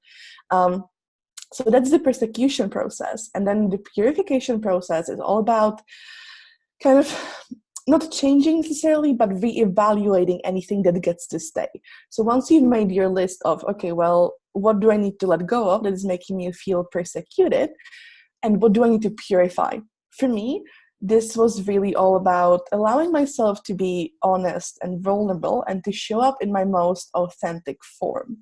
Because your soul wants to lead you. And for example, if you feel like you resonate with having your own business, you resonate with helping people, you resonate with connecting to your own intuition, you won't necessarily be able to do that to the fullest capacity that you have if you don't allow yourself to be honest with yourself about your gifts. When I first discovered my gifts, I thought they weren't strong enough because I work differently than other people that I knew at the time. And, they were all having these like full-blown visions. And I was like, I just know things, but I don't necessarily see things as much. I see symbolisms, but it's not like I'm hanging out with my spirit guides, every time that I'm awake. So I must not be gifted. That's just kind of, the initial thinking process I had.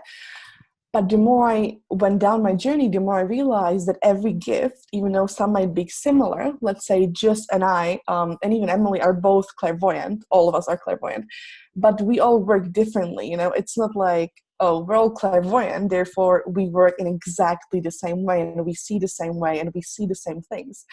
That's not how it works. The gift you have as somebody else might be called the same way, but the way you use it is completely different, and it's got everything to do with what actually works for you. I remember I used to think that everyone talked to themselves. And then when I was like 17, I was talking to myself, just having a conversation with my higher self.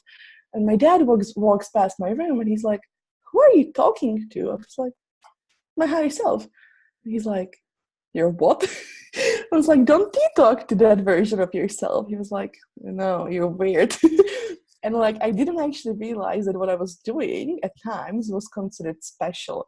And that's why I couldn't see my own gifts the way I saw other people's gifts, because it's something I've grown up with. It's something that I considered normal. It's something that I thought, was a natural part of life. And the more I kind of started thinking about it, the more I realized that, well, everybody is gifted, but not everyone within today's society is connected to those parts of themselves. Therefore, it's not, normal. It's not considered usual. And the more I really connected to that feeling and tapped into that power, the more I realized, well, I can really lead with my soul and I can help other people do that.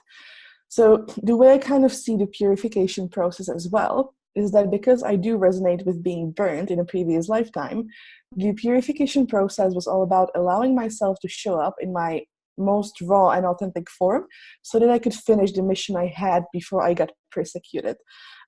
This is something, that was really hard to kind of wrap my little human mind around when it was happening, because I always kind of known that I didn't come here to start a new mission. I came here to finish what I started in a previous lifetime. It was almost like, this is not my first time here. Like, I know that sounds weird. I'm not really sure where that's coming from, but I know I'm here to finish something. And the more I tapped into the power of my inner intuitive witch and that part of myself from a previous lifetime, the more I realized, well, I was here to do the things she couldn't do during that lifetime because, you know, in those centuries, you weren't able to embody your gifts. And if we were even having a summit like this, all of us would get burned. So, you know, the more I purified in my life and really got in touch with my own power, the more I was realizing, well, this is why I'm here. And the more I kept connecting to my why and why I was here, the stronger my gifts got.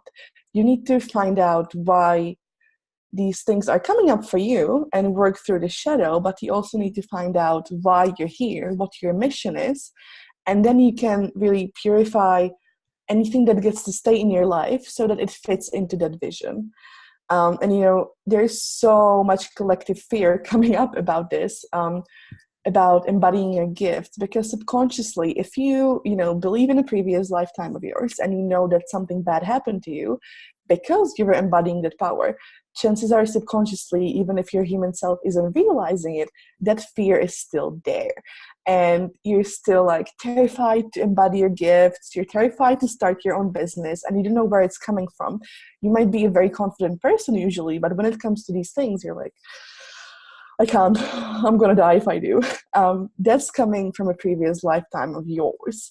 And by really going through the persecution and purification process, you're essentially creating a safe space in your life that makes sure that you no longer feel that way as you move forward, because there won't be things in your life making you feel that way. So, you know, if there's any tips or any advice I have, I think this is definitely the most important thing. And, you know, you might think, well, I'm just one person. This isn't going to help anyone else. So why should I go through all of these shadows if I don't necessarily want to? It doesn't change anyone else's lives. It's, you know, collectively, the more women that follow their mission and the more women that heal themselves, the more the collective heals as well.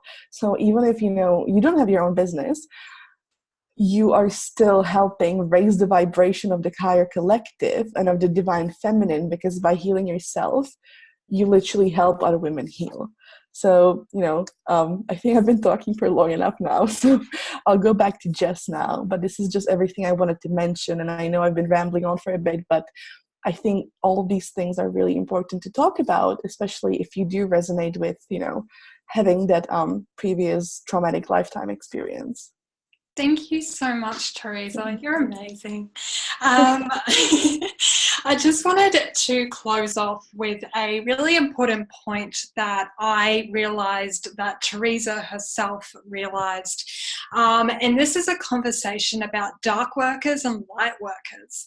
And this is something that if you're hearing this for the first time, you're like, what? What is a dark worker? That sounds absolutely terrifying. What is it? What is that? And the biggest thing that me and Tereza have realized is that there is two sides to the coin, okay? If there's light, there must be shadow. One cannot exist without the other and everything like that. So if light workers exist, right? So we've heard this term thrown around on social media every single day. That means that people like dark workers and shadow workers and catalyst workers and intuitive catalysts and witches exist. We're sitting right here, so obviously we do exist. But it's just a really important point I wanted to make, that it's about, especially if you own a spiritual business, especially if you are a soulful entrepreneur, there is this pressure, there is this underlying feeling of, I need to put myself in a box with a label on it. I need to put myself in a box with a label on it. I must be a light worker. I must be a light worker. Me and Tereza are kind of just here to express the point that there's multiple sides and multiple shades to the coin, in the sense that you might resonate with being a light worker, but you might resonate with being a dark worker. You might be resonating with something that me and Tereza both are, which are two people who work in the dark in order to serve the light, even if that means serving in the dark within ourselves, to serve the light within ourselves as well. There is this ongoing pressure as a soulful entrepreneur to have this label put on you that you must fit into the same box that everybody else is fitting into. We're kind of here to tell you that that doesn't need to be the case. Me and Tereza obviously own very different types of businesses. An intuitive catalyst and an intuitive witch is not something that you hear every single day, but it's something that we've both come to really appreciate and realize that there is just no need for labels. There's no need for really forcing yourself to fit into a box that you might not even truly resonate with at the end of the day. We're kind of just here to say that it's about your presence, it's about your authority, it's about your confidence that you bring to the table. That is what makes you you, and you can go about running your business, your everyday life, being on this spiritual journey, facing your shadow, transcending it, letting it go, purifying yourself and everything like that. And you don't have to do it with a label. If you don't resonate with being a light worker, great. If you don't resonate with being a dark worker, great. This is something that I think we just have both come into true appreciation of within our personal lives and our businesses. So we just wanted to share that with you. I think we're going to leave it there, Alison, unless Tereza's got anything else she would like to add. I'm very happy to end it here. I think we mentioned everything we needed to, and this was great. So thank you for doing this with me. No worries. Thank you. You superstars. Thank you so much, the pair of you. Oh my word. Oh, so much information, and again, so relatable, and everyone is saying exactly the same. There's so much information in there, and I completely agree with the dark workers and the light workers, and you know, the change that is upon us. Absolutely, that was sensational. So thank you so much. I'd love to ask you a couple of questions if you don't mind, though. Mm-hmm. Okay, so I haven't seen anything in the chat feed, just a lot of wowzers, lots and lots of wowzers. I know Christine was saying that there was a lot, Jess, when you were talking about how her Buddhist practice is very similar in terms of giving the gratitude and the thanks and such like. I think that's, I think there's lots of different ways of interpreting this, and this is just one format, but this is such a powerful way of being able to, you know, cross-reference it in this new paradigm that, you know, your generation are creating of light workers, dark workers, you know, shadow workers, catalysts. It's just a new expression and a freer one at that, which is a really, really beautiful one. So what process helped you, why was your shadow work so important to you, and what process did you use with that? Yeah, so my shadow work was so crucial for me to face and deal with because, and I think it's important for everyone to face and deal with because it has the ability to actually manifest on itself and get worse until you actually pay attention to it. Shadow work became my niche area, if you will, because I started to realize how impactful it's been in my life, in the sense that I came from 6 years of a corporate legal job. I had so much relationship pain. I had so many sacral chakra pains, money pains, health pains, anxiety pains, you name it. My entire life so far has been one massive rebirth by fire in the sense of really facing that shadow head on. And I think it's crucial for everybody to be able to actually dive into this space because it does get worse until you stand up and listen to it. It will manifest on itself. It will triple. It will get louder and louder and louder until you actually do something about it and start getting to the root cause of the problem. I think that's essentially why shadow work became so important for me, but it's also why body is actually facing us head on. Oh, we've lost you there, Jess. I'll just give you a second in case you come back. You there? I am. You've frozen on us, but I can hear you. Okay. So Tamsin is asking,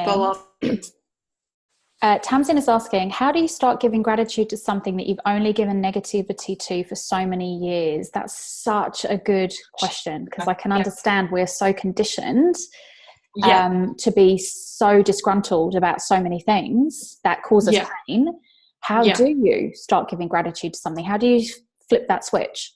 Yeah, absolutely. So I was in a similar situation in the sense that I was hanging on to sexual and sensuality and assault pain for about 10 years. And I had to really actually look at that situation and break it down piece by piece in order to actually start sending it love and gratitude. It's an incredibly hard thing. It's basic human emotional intelligence. Something bad happens to us, we don't want to mess with it. We're just like, nah, we're out. But unfortunately, in order to actually transcend that shadow, you actually need to be willing to actually moving that mindset into a space of moving into that love and gratitude space. It's hard. It's not going to happen overnight. You're going to have to chip away at it and chip away at it every single day in order to get that moving. And it took me literally months in order to move that pain. And I wasn't just doing, you know, it wasn't easy. It wasn't something that I was just, you know, not struggling with. Of course I was struggling with it. But if you can actually get into a space of every single day chipping away at that pain and that shadow, you're actually going to get to a point where you're going to be like, right, I'm ready to actually move this back to a lighter vibration. It's almost like it's if you rise above it and see it from a strategic point of view, that this is just one grid that you have to get through to be able to unlock the next set of lessons and exposure that you go through. Yeah. Oh, you're welcome, Tasman.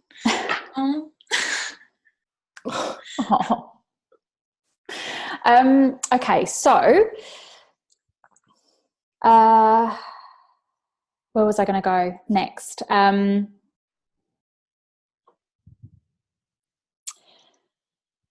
Okay.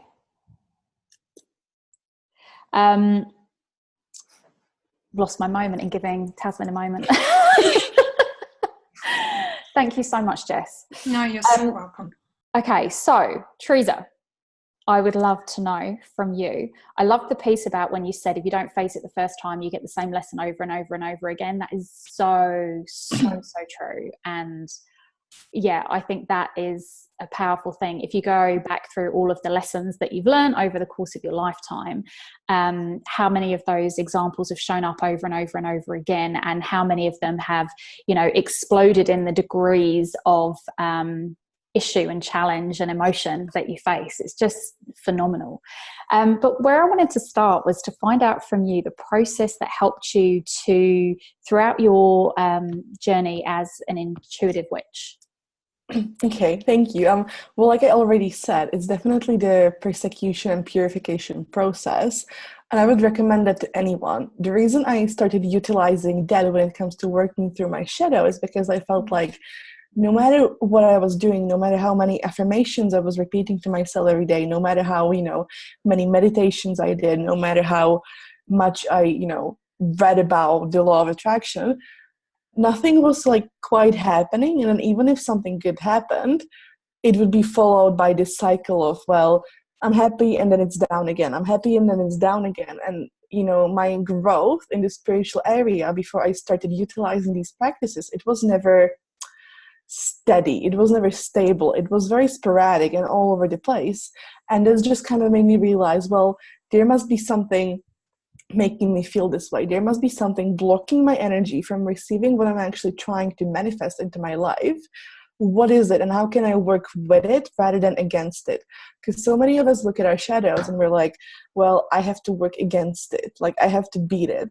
That's not necessarily the way I choose to see it. I think when it comes to healing your shadows and going through the persecution and purification process, you're not actually working against your shadows. You're working with them and you're working through them.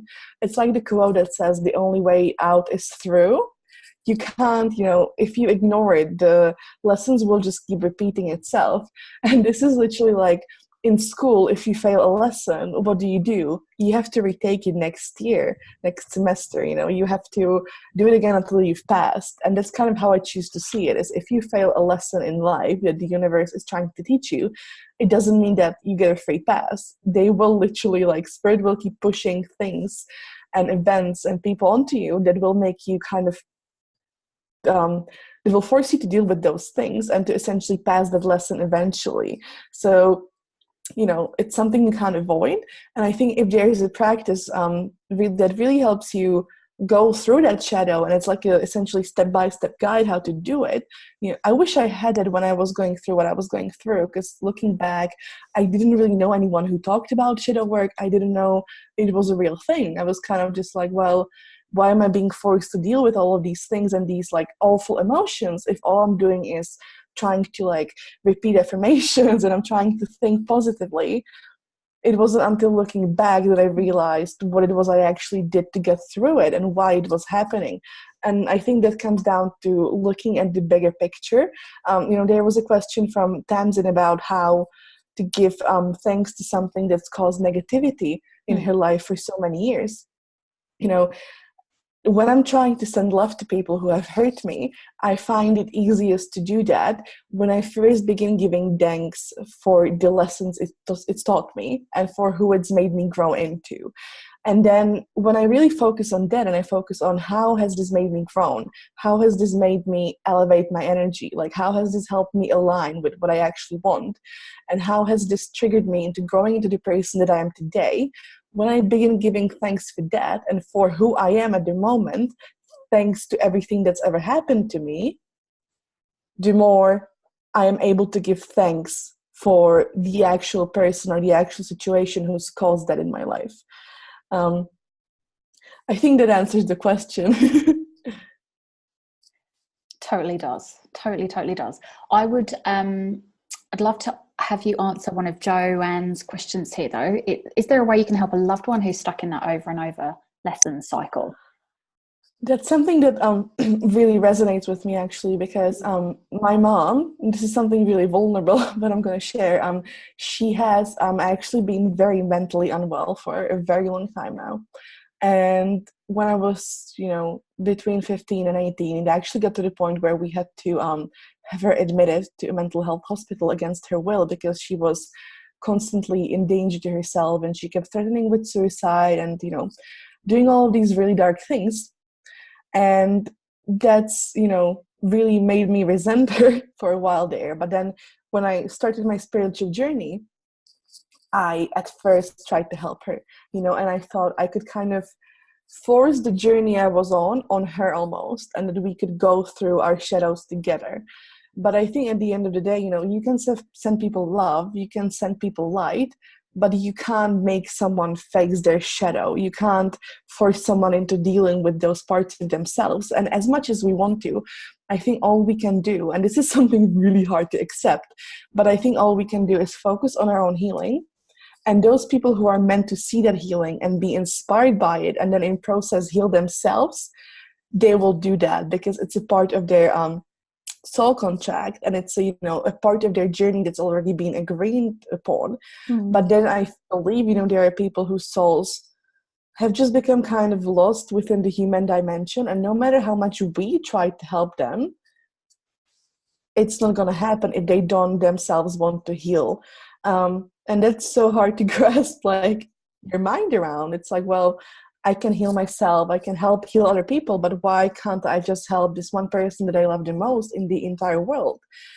And, again, giving gratitude for everything the lesson is trying to teach you. And this is something so hard when it comes to things like this, especially when a loved one is involved.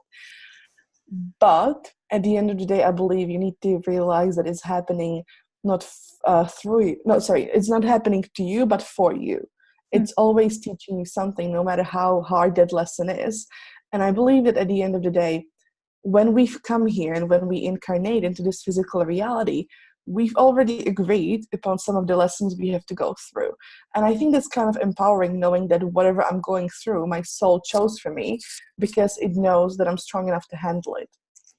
Just as what someone else is going through, it's their own journey and they're working through their own demons. And also knowing that some of the lessons they might be going through might be karmic lessons.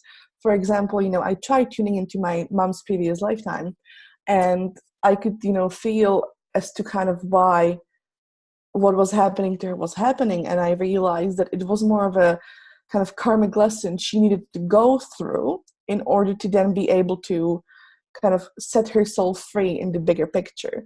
Again, this takes so much time to grasp, your human mind around. But essentially just focusing on your own healing and knowing that the people who are meant to be helped by your journey will, and that no matter what you do, you can't force someone to deal with their own shadow. And also realizing, why do I want to help this person? Is it because I want them to be well, or is it because they're making me a certain way? They're making me feel a certain way. With my mom, obviously I want her to be well and I want her to heal. But it was also a lot about, how is this making me feel? Because, at this moment, she's stable, she's fine. She's kind of in her own little bubble. But even though she was stabilized after such a long time, I still felt all of these emotions coming up. And I was like, well, if she's doing better now, why do I feel this way? And it's because of how her situation was actually making me feel and what it was triggering within myself about my own journey. And it was kind of mirroring what I still needed to heal and what shadows I needed to work through myself. So I think also kind of getting clear on, why does this make me feel this way? Is it just because I want this person to be well, or is it bringing up my own shadow that I need to work through? Because at the end of the day, even if your loved one is going through something so hard, and if someone's, really hurt you in the past, it's kind of like you should get to a place with your alignment where it can't necessarily destroy it. And obviously there are situations that are extremely hard that will always kind of influence how we feel. But I think it's something that has the tendency to repeat and repeat, and you're still not learning, well, I need to take care of my own energy first, and I need to make sure that I'm in alignment above anything else. Then that's just going to, keep making you feel even more emotions that you don't necessarily want to deal with. I think a lot of emotional intelligence work is definitely needed. Thank you so much for all of those insights. That was absolutely beautiful. Thank you both, Jess and Tereza, for sharing so much of your wisdom. So grateful to you. Oh, awesome. Okay, so for those of you that are still with us, I would actually really like for you to jump into the chat box for me and just let me know where you are in the world. Because I know that our speakers are all over the globe. We've got some in the UK, we've got some in New Zealand, some in Australia, different parts. So I would love to see where everybody is from. Brisbane, New Zealand, Lockyer Valley, Queensland, New Zealand, UK, Gold Coast, Deception Bay, Auckland, New South Wales, Wellington, Queensland, Brisbane. Thank you. This has been brilliant. Gold Coast. Awesome. We've got one more speaker coming up. So thank you for sharing. It's lovely to be able to see where everyone is from. I'm so grateful that you're all here. So the next speaker to come on and talk to us, well, before I introduce her, take a moment, again, another deep breath, just to really absorb everything that Jess and Tereza brought forwards. Write down the insights that you took away from their talk. Put them down next to what you have been collecting throughout this summit that really relates to what you've been releasing and what you want to be inviting in for 2019 and beyond, because let's face it, time is irrelevant. outside of lunar cycles. But so the next person that I would love to have speak to you, our last speaker of the evening, is the amazing Jude Smith, my very good friend. Jude, also known as the Verdant Mystic, is a mystic who is an energy worker, a spirit worker, and a mentor, and much, much more combined. The English language has not yet caught up to what Jude can offer you. She is based in Wellington, New Zealand, and works internationally with the work that she does. She works in the space where the everyday meets the magical without exception, and uses her skills to help people deepen their connection to themselves and the wider worlds. Jude successfully supports you to explore the wondrous depths and breadths of your soul. Jude's work includes land healing, which is spectacular, tarot mentoring, readings, much, much, much, much more. Check out our website to get a fuller understanding, and I will be sharing that with you along with everybody else's at the end through so many emails that will come out after this with replays and such like. So, Jude, if you are with us. I'm still here. Yay, I would love for you to come on and speak and tell us all about you. Right, hi everyone, and I want to make a special shout out to the New Zealanders who've managed to stay awake this long, because I know it's past my bedtime, so if I'm yawning, it's nothing personal, guys. I'm just keeping the energy flowing. And tonight I kind of want to build, we've done a lot of talking about ourselves and within ourselves and our energy and, you know, our bodies and how that interconnects. And I really want to just spread things a little bit wider and finish up by talking about the space around us. So did you know that you and your surroundings are in a relationship? Okay, you energetically and physically, you constantly interact with your surroundings, both energetically and physically. Okay, your surroundings can support you, they can nourish you as you grow and change, and you can do that to them as well. So, and sometimes with our surroundings, it's a bit like that old Facebook relationship status. It's complicated, okay, I get that. Life kind of builds up, past selves build up. We have all that, how things similarly, clutter both inside and out, and it can just end up swamping stuff. You know, I think it was Andrea who talked about the layers of the world stacks upon us, and then we kind of try and self-medicate by buying lots of stuff, you know, even things like personal development books, all those meditation tapes, all that kind of stuff. And where's your soul in all that? You know, what does that actually do to the space around you as well? So tonight I want to have a wee chat about how we can start to shift that energy around us so that it can actually support our own growth and our own transformation, and it can become this really gorgeous symbiotic relationship instead of this kind of seriously toxic codependency, and, you know, make for a really, really good thing happening. So if you take a look around you now at the space you're in and think about how it makes you feel. Look around. Has it got the things that fill you with joy? Is it kind of filled with stuff people have given you? You know, all that kind of stuff can come with baggage. So taking that time to actually look and notice and feel, right, really feel in your guts, you know, your space can stress you. It can be a source of your stress. So, you know, if you want to take on board Hannah's invitation to reduce your stress, then actually creating a space around you that feels relaxing is going to help that. So caring for your surroundings, I reckon, is a crucial part of actually caring for yourself. So I like to think about creating soul space, okay? So this is creating room in your, not just in your life and inside yourself, but actually around you. So creating soul surroundings that can help you grow. And while this kind of works on both the physical and the energetic, I find for most people, like even for myself, it's easiest to start with the physical. A lot of us are watching Mario Kondo's TV show at the moment and her KonMari thing. And that's one method of actually creating the space for who you are now and who you want to become to be there. So what I want you to do over the next week or so is find a space in your house, just a little space, just a little space. I want this to be an area you inhabit often, okay? So somewhere where you are every day. And it needs to be a space you don't share with others, okay? It needs to be something that you've got control over.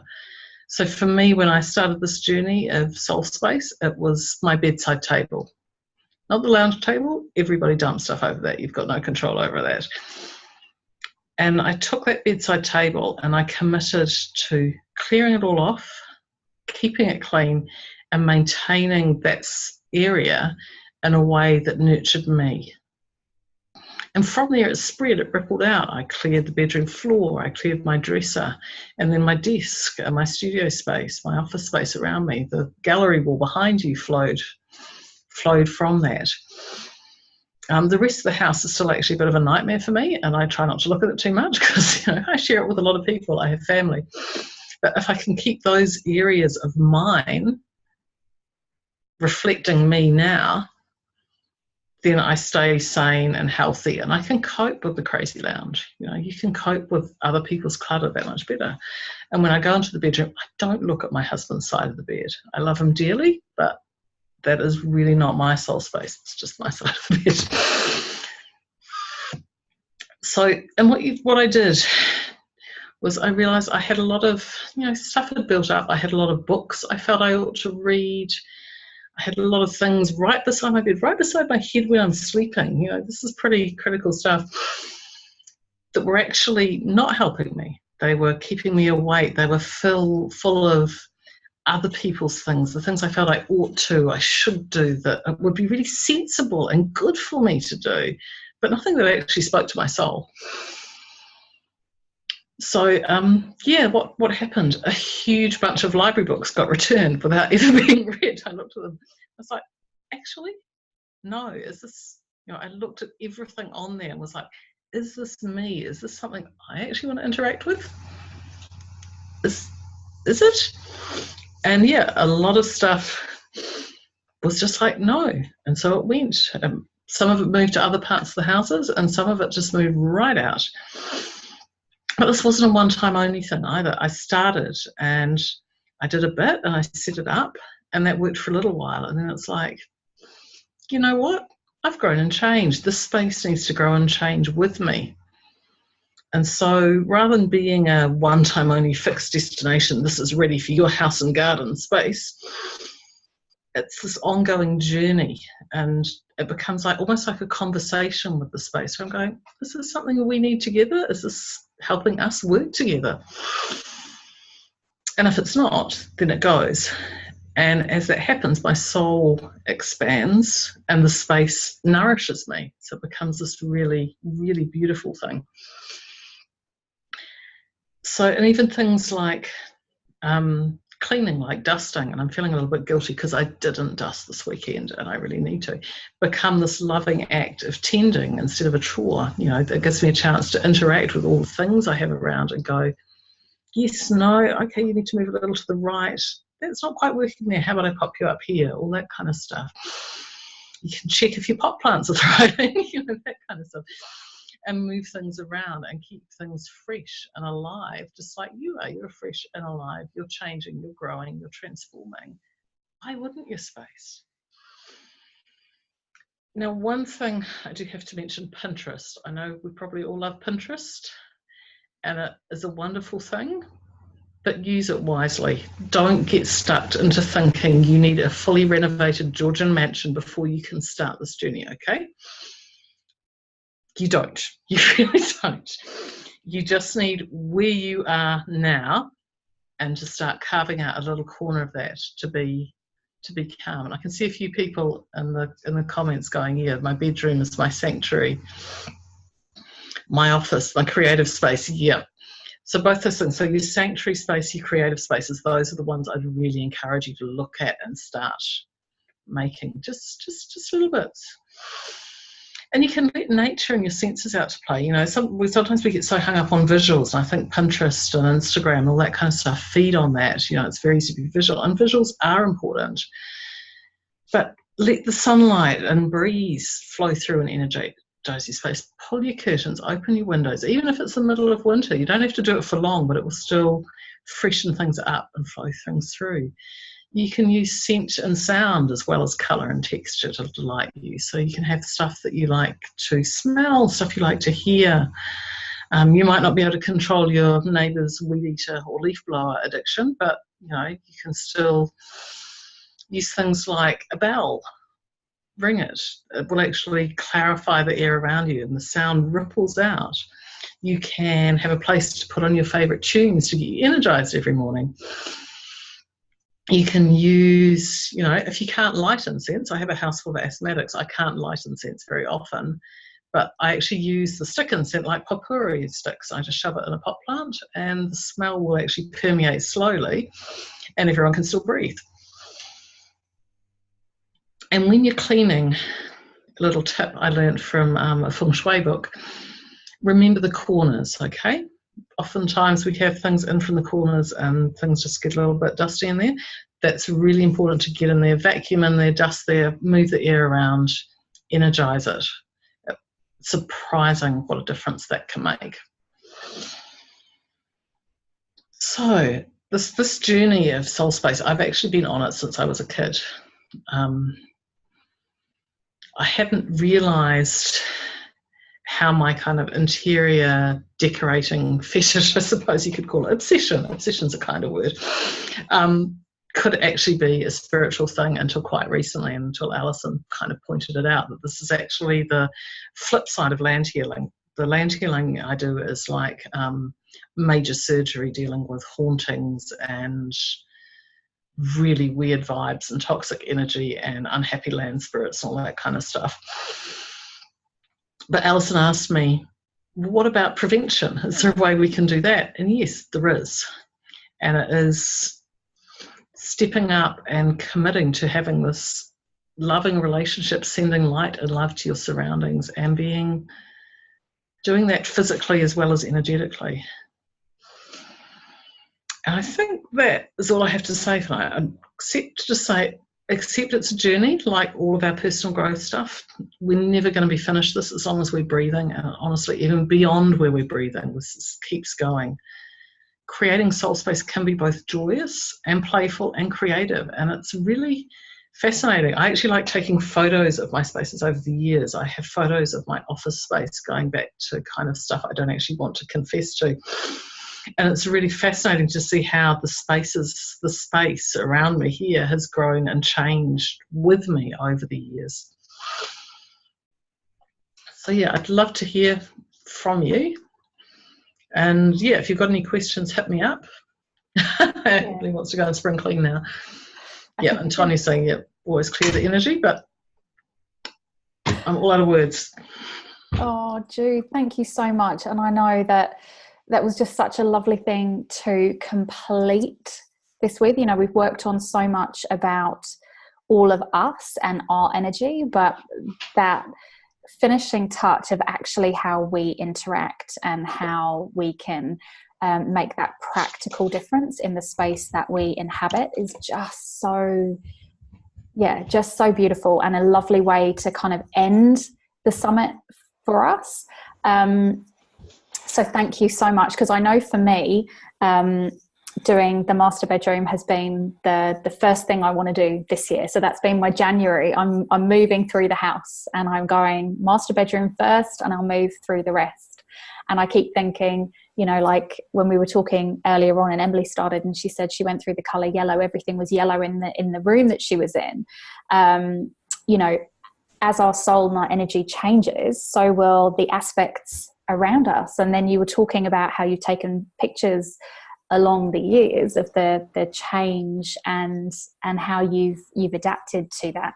Can I just ask, when when you're in your soul space, what do you notice about your energy and how you can identify whether or not there is something that is not quite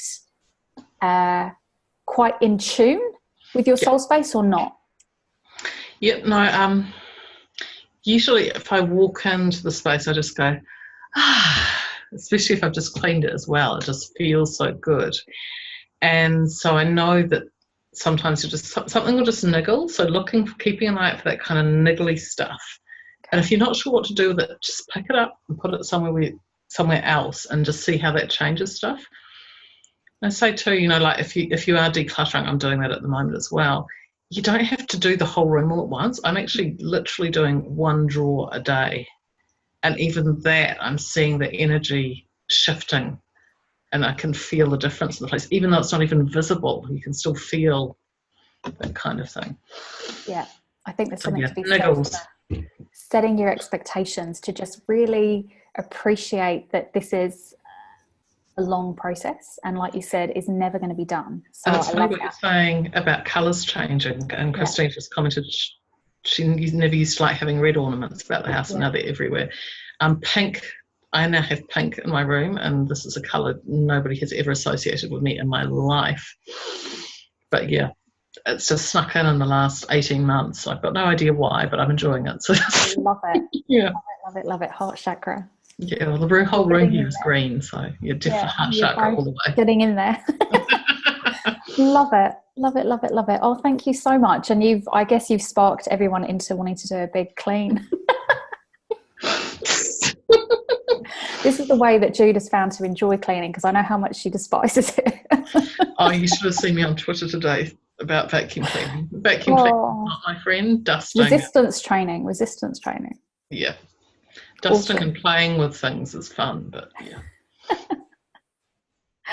Oh, okay. Thank you so much, Jude. That was brilliant. That was a lovely, lovely, lovely way to end from all of our speakers. So thank you so much. And thank you everyone that has contributed this evening and everyone that has asked questions. So grateful to you.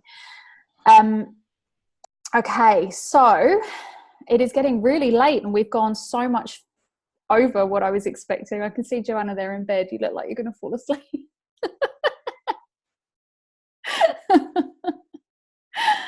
I'm not going to be long behind you, I can tell you that. It has been a big day. And Tonya, you look like you're in bed too. Bless your hearts. All New Zealand folk cracking in there. I'm so pleased you stayed with us. Thank you so much. The energy that you're bringing. Christine, you're not in bed yet, but you're from New Zealand, I know.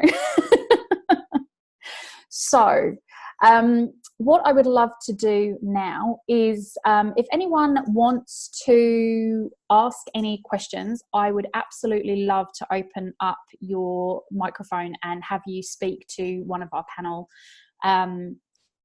independently, so you get a chance to actually connect with them in person. So if anyone has got any questions, Michelle, 8:30 is beyond my bedtime. Darling, you are very welcome to head to bed. You are reprieved. But I'm so grateful that you're here. Okay, 11:40 in New Zealand. Yeah, I know. I hear you. So is there anyone who has got their hand raised that would like to ask any questions at all? And I will open you up to connect with our speakers.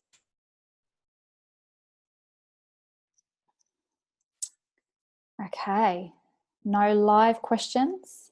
All right, well, listen, there is the opportunity to connect with all of the speakers afterwards. What I'm going to be doing next. So,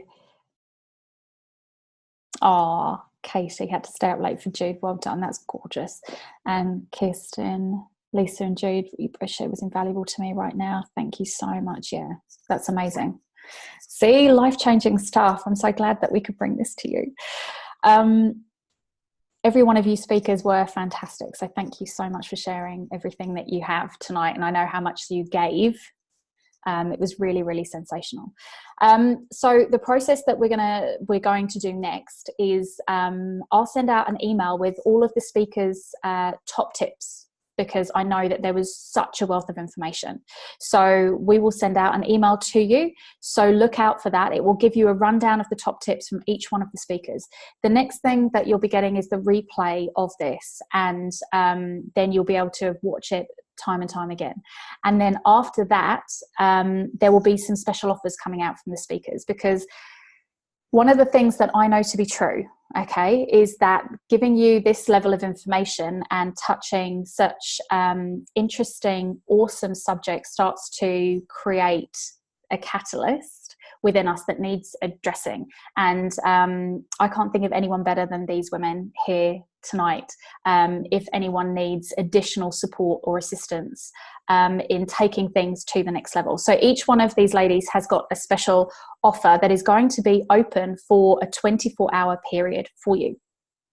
And I'm just going to open up the lines to let them briefly, I say that very loudly, describe what their offer is, and then it's going to come out in an email for you so that you have the ability to take an action over a 24-hour period. So the 24 hours doesn't start until you receive the email, but it gives you the opportunity to take them up on a one-time only extra special summit offer. So this is only going to be available to those people that registered for the summit. Okay, so you've got a day or so to know about it, and then you've got 24 hours to act on it when the email comes out. So if we can go in speaker order, please. So Emily, please unmute yourself and share with us your super duper summit offer. Thanks, Alison. Okay, so I talked a lot about the chakras and particularly the lower chakras. As I had said in my talk, I'm a kinesiologist. So for those of you who don't know what kinesiology is, it's a form of muscle testing to bypass the conscious mind. Sorry, it's getting late. I'm losing my words. The conscious mind, and talk directly to your body to determine what it's holding on to that's blocking your energy system from flowing. So it is a form of energy medicine, but it is also a form of it kind of uses a lot of different aspects. Chinese medicine comes into it. We work with the meridian system a lot. We work with anatomy and physiology, so we can work with the actual musculoskeletal system. So it's quite vast. But one of the things that I love so much about it is it gives us a whole lot of information. So if there's a stress or there's a reason why your chakras are not working properly or they are contracting, we can ask exactly what it is and what was the catalyst, and help your body to remove it so that it can self-heal. So I actually do a coaching program where I use both coaching practices or mentorship practices and kinesiology together to come up with a session over 8 sessions. So 7 chakras, 7 sessions plus an extra session for kind of development and understanding of where we're going. So 8 sessions together where we go really deeply into each of your chakra systems to figure out where these kind of original perspectives went astray, where all these belief systems kind of popped up, and we move through and shift through them energetically, plus with more of a knowledge and understanding as to why they're there in the first place. So I'm offering $300 off my coaching program for this 24-hour period for this call only. The other thing that I did want to mention quickly is that if you are local to Brisbane, Gold Coast, Byron Bay, I am running a retreat next month, and I have one special space left for the Thursday night, which entails your workshops on Thursday and Friday, which cover the base chakra, the sacral chakra, the solar plexus, and the heart chakra. So it's the bottom chakras. If you're wanting to do more work on that, you will actually get access to 4 workshops all around different aspects of that, full accommodation for the night in a beautiful luxury retreat space in Byron Bay. All your meals will be paid for, everything like that, and it'll be $500. So it's a really good deal for accommodation, food, and for workshops. So I have one space available, and I didn't put that on the list that I sent Alison because it was an inspired action that came to me during the call. So maybe there's someone on the call that it's meant for, maybe not, but we'll see where it goes. If you want that space, then just contact me directly and I can send you the details. Yeah, I would definitely. And Hannah will be joining me for that as well. So Hannah and I will both be there. Awesome. Thank you so much, Emily. Okay, so that offer from Emily will be coming out. But if you want to jump on the retreat offer, I would definitely be messaging Emily ASAP. And Emily, if you could just please put in the chat box the best email for them to contact you if anyone wants to grab that ASAP. Awesome. Okay. Andrea, can I please, I'm just going to mute you, Emily. There you go. Andrea, would you please be able to share with everybody your super duper offer? And thank you so much for staying on the line, because I know you're in New Zealand too, and God love you, you'll be exhausted. Thanks. My offer is this. On my website under Energy Magic, in fact, I have a special web page dedicated to this offer. I have a service that is called something like an alignment session that takes you through a series of processes to unblock a particular chakra block around a particular. So you'd come along if you had a difficulty with something, and we would look at what's causing it. And it takes about an hour. We do it via Zoom. That at the moment is 80 New Zealand dollars. And what my offer is that for everybody who purchases one of those and books in an appointment time before the end of February, also gets a free, golly, my brain's gone to sleep. You get free access to my 5-part masterclass called Getting Out of My Own Way, which is about overcoming sabotage. So that if you sign up for the $80 alignment session, I will automatically add your name to the email list for the Getting Out of My Own Way, and you'll get that first email within 24 hours, and the other 4 emails each a day apart. Wow, that's a super Hope that makes sense. It does. Thank you so much, Andrea. And not to worry, because it's going to be coming out in the email anyway that everyone is going to get after the replay and after they've received their top tips. So thank you so much. That is You're welcome. Super, super, super. Okay. And Hannah, very briefly, can you please tell us your super special offer for everyone on the summit? Sure can. So I have got a package, that I've currently got running. This is going to be starting on the 1st of March. So I'm taking $200 off this package. It's a 6-month package, which gets you a consultation with me, as well as initial 5 follow-up appointments. So we go along with your health and what we need to help you with. You also get access to my Facebook page, which once a month I'll be doing health videos on a certain subject. You also get a herbal remedy to help with whatever's going on for you as well. I think that's what's included, but it'll be in the email if I've got anything. The other thing I'm also offering is generally I offer $85 consultations at the current moment, but for you guys only it'll be $65. So that goes for an hour. You get iridology, nutritional and dietary planning, as well as we go over your history and see where we can help you with your health. So that can be online or in person.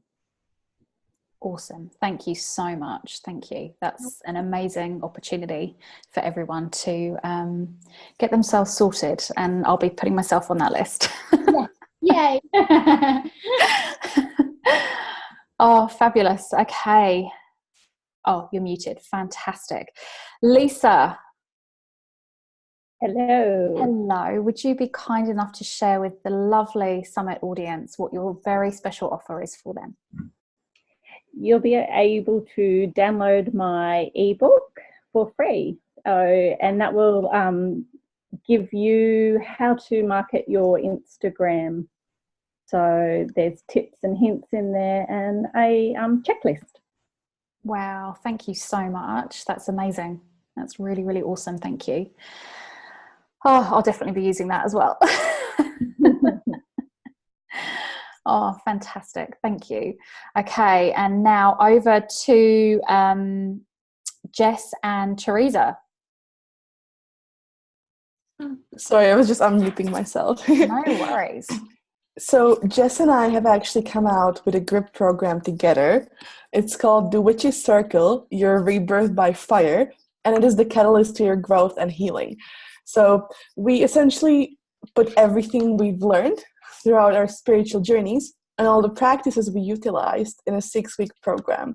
Now, it's a group program, but what actually makes this program different is that it's a combination of one-on-one support and the group coaching aspect, which kind of allows you to have that individual support, but also have that community of women who are going through a similar thing and who are working through their own shadows at the same time.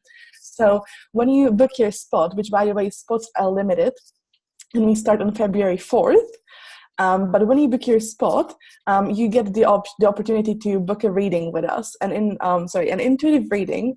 And what makes this really cool is that you will actually have both of us doing that. So you're not just getting intuitive guidance from one of us, but we will jump on Zoom together. We will record the reading for you as well. And you're getting kind of 2 outlooks as to what it is you need to work on and what shadows need to be cleared. So this entire program is about clearing your shadows, and we will take you through the processes we went through and really be there to kind of guide you through the darkness into the light, and guide you towards the light at the end of the tunnel. So this is going to be really great. And we've put so much work into this, and we've both worked through our own shadows together, so we know how important it is to have someone who is essentially guiding you and rooting for you as you're going through this, because it really does make all the difference in the world, not doing it alone and not kind of getting stuck in the darkness. Awesome. Thank you so much. That sounds spectacular. And I know it will be such a treat for somebody. I know it will be. Oh, fantastic. And Jude, what is your super special summit offer? My super special summit offer is a very special price on my online course, Renovate Your Energy, which is about decluttering and clearing your inner house. So it's a self-study online course. You set the timing, but there's a supportive Facebook community, and of course I'm always there to support you.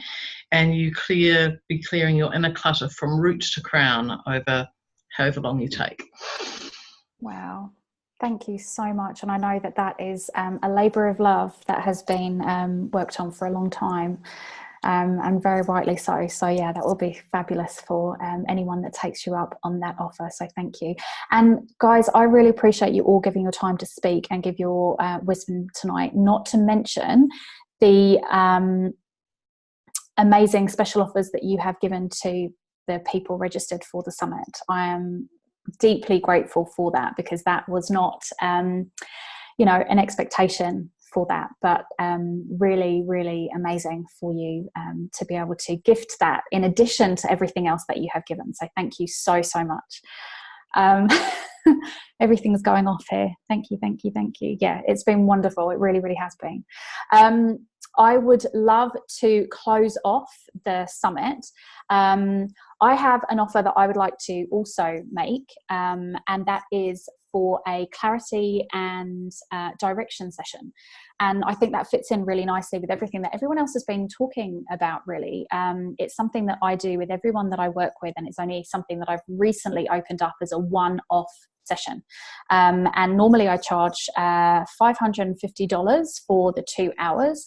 And for Summit members only, I'm going to be charging $350. So you're going to be getting $200 off of that session. And within that session, we're going to be planning out your quarter.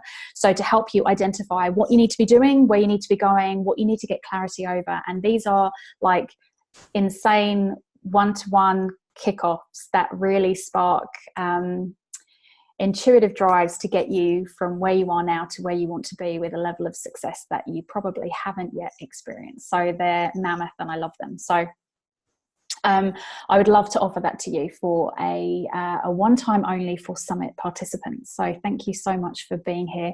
And I just want to ask you also to think really carefully about all of the things that you have absorbed tonight. I'd like you to think, I know energy levels are going to be low because of the time of night that it is. I know that energy levels are going to be low because of the super full moon and the processing that we're all doing. But I would love for you to just really take a moment to think about everything that you have taken on board tonight and what that has done to your energetic body, what that has done to your mind, where it has taken you metaphysically, in the grand scheme of things, to really think about what your what next is. And then I'd love to invite you to go back to where we started at the very beginning of this summit, where I invited you through meditation to release and let go of things that were no longer relevant to you, no longer serving you, and to invite in the experience, the relationship, the something that you have an intention set to achieve. And then I asked you to request what was that inspired action that you needed to take forward. I would love for you to think about what that was and see what came forward for you tonight, if you had any inspirational downloads that really met your needs and helped you take an extra step closer to where you want to be. And if you did, and you would like to share it, that would be wonderful. I'm just reading the chats now. Clive, thanks. I've worked out how to message. Pippa and Clive, it was a pleasure for you to be with us. Thank you so much. And I'm glad you found out how to message. Fiona, thanks so much, ladies. You are so welcome. Christine, thanks so much to you, Alison, all the speakers for this amazing summit. I'm going to bed soon. I do not blame you. I'm going to bed soon too. Thank you so much, everyone. That's awesome. So if any of you need, to think about this and to take any of those steps further, you're going to be getting the replay. You're going to have the top tips. You're going to be able to get the next level of support, but allow yourself tonight, before you actually go to sleep, to set the intention for clarity of mind. I would love for you to, before you go to sleep, to really set the intention to just clear your mind of everything that you took on board tonight, and allow yourself to sleep really, really soundly and awaken with the answer and the next action step that you need to take you one step forward. It's something that I do quite often when I'm not entirely sure what the next thing is, or when I've got too much information, I don't know how to get my clarity of thought. So that's just a next thing that you can do. And as so many of you are going to bed soon and you're going to have all of this stuff whirring around in your head, allow yourself to go into that serene space of quiet and just set the intention to allow the correct answer to come to you, for you to be able to take a significant action step tomorrow that helps support you through all of the information that you've gathered tonight. So thanks so much. Me too. I've got something for everyone that spoke, a wealth of information. Don't be scared to contact any of us if you wake up with more questions. Absolutely. 11 a.m. here. I'm going to go nap hard. Awesome. Okay. I'm going to wish you all the most lovely night's sleep and nap. And thank you once again so much for joining us. It has been such an absolute honour to spend and have you in this summit space with us. So thank you once again, and look out for the emails, because they are going to have all of the information that you actually need going forwards to keep you going and on this incredible, incredible journey. So congratulations for getting through all of this. Thank you again so much to our speakers, to our engaged participants, to all of you. Thank you. Good night. Bye.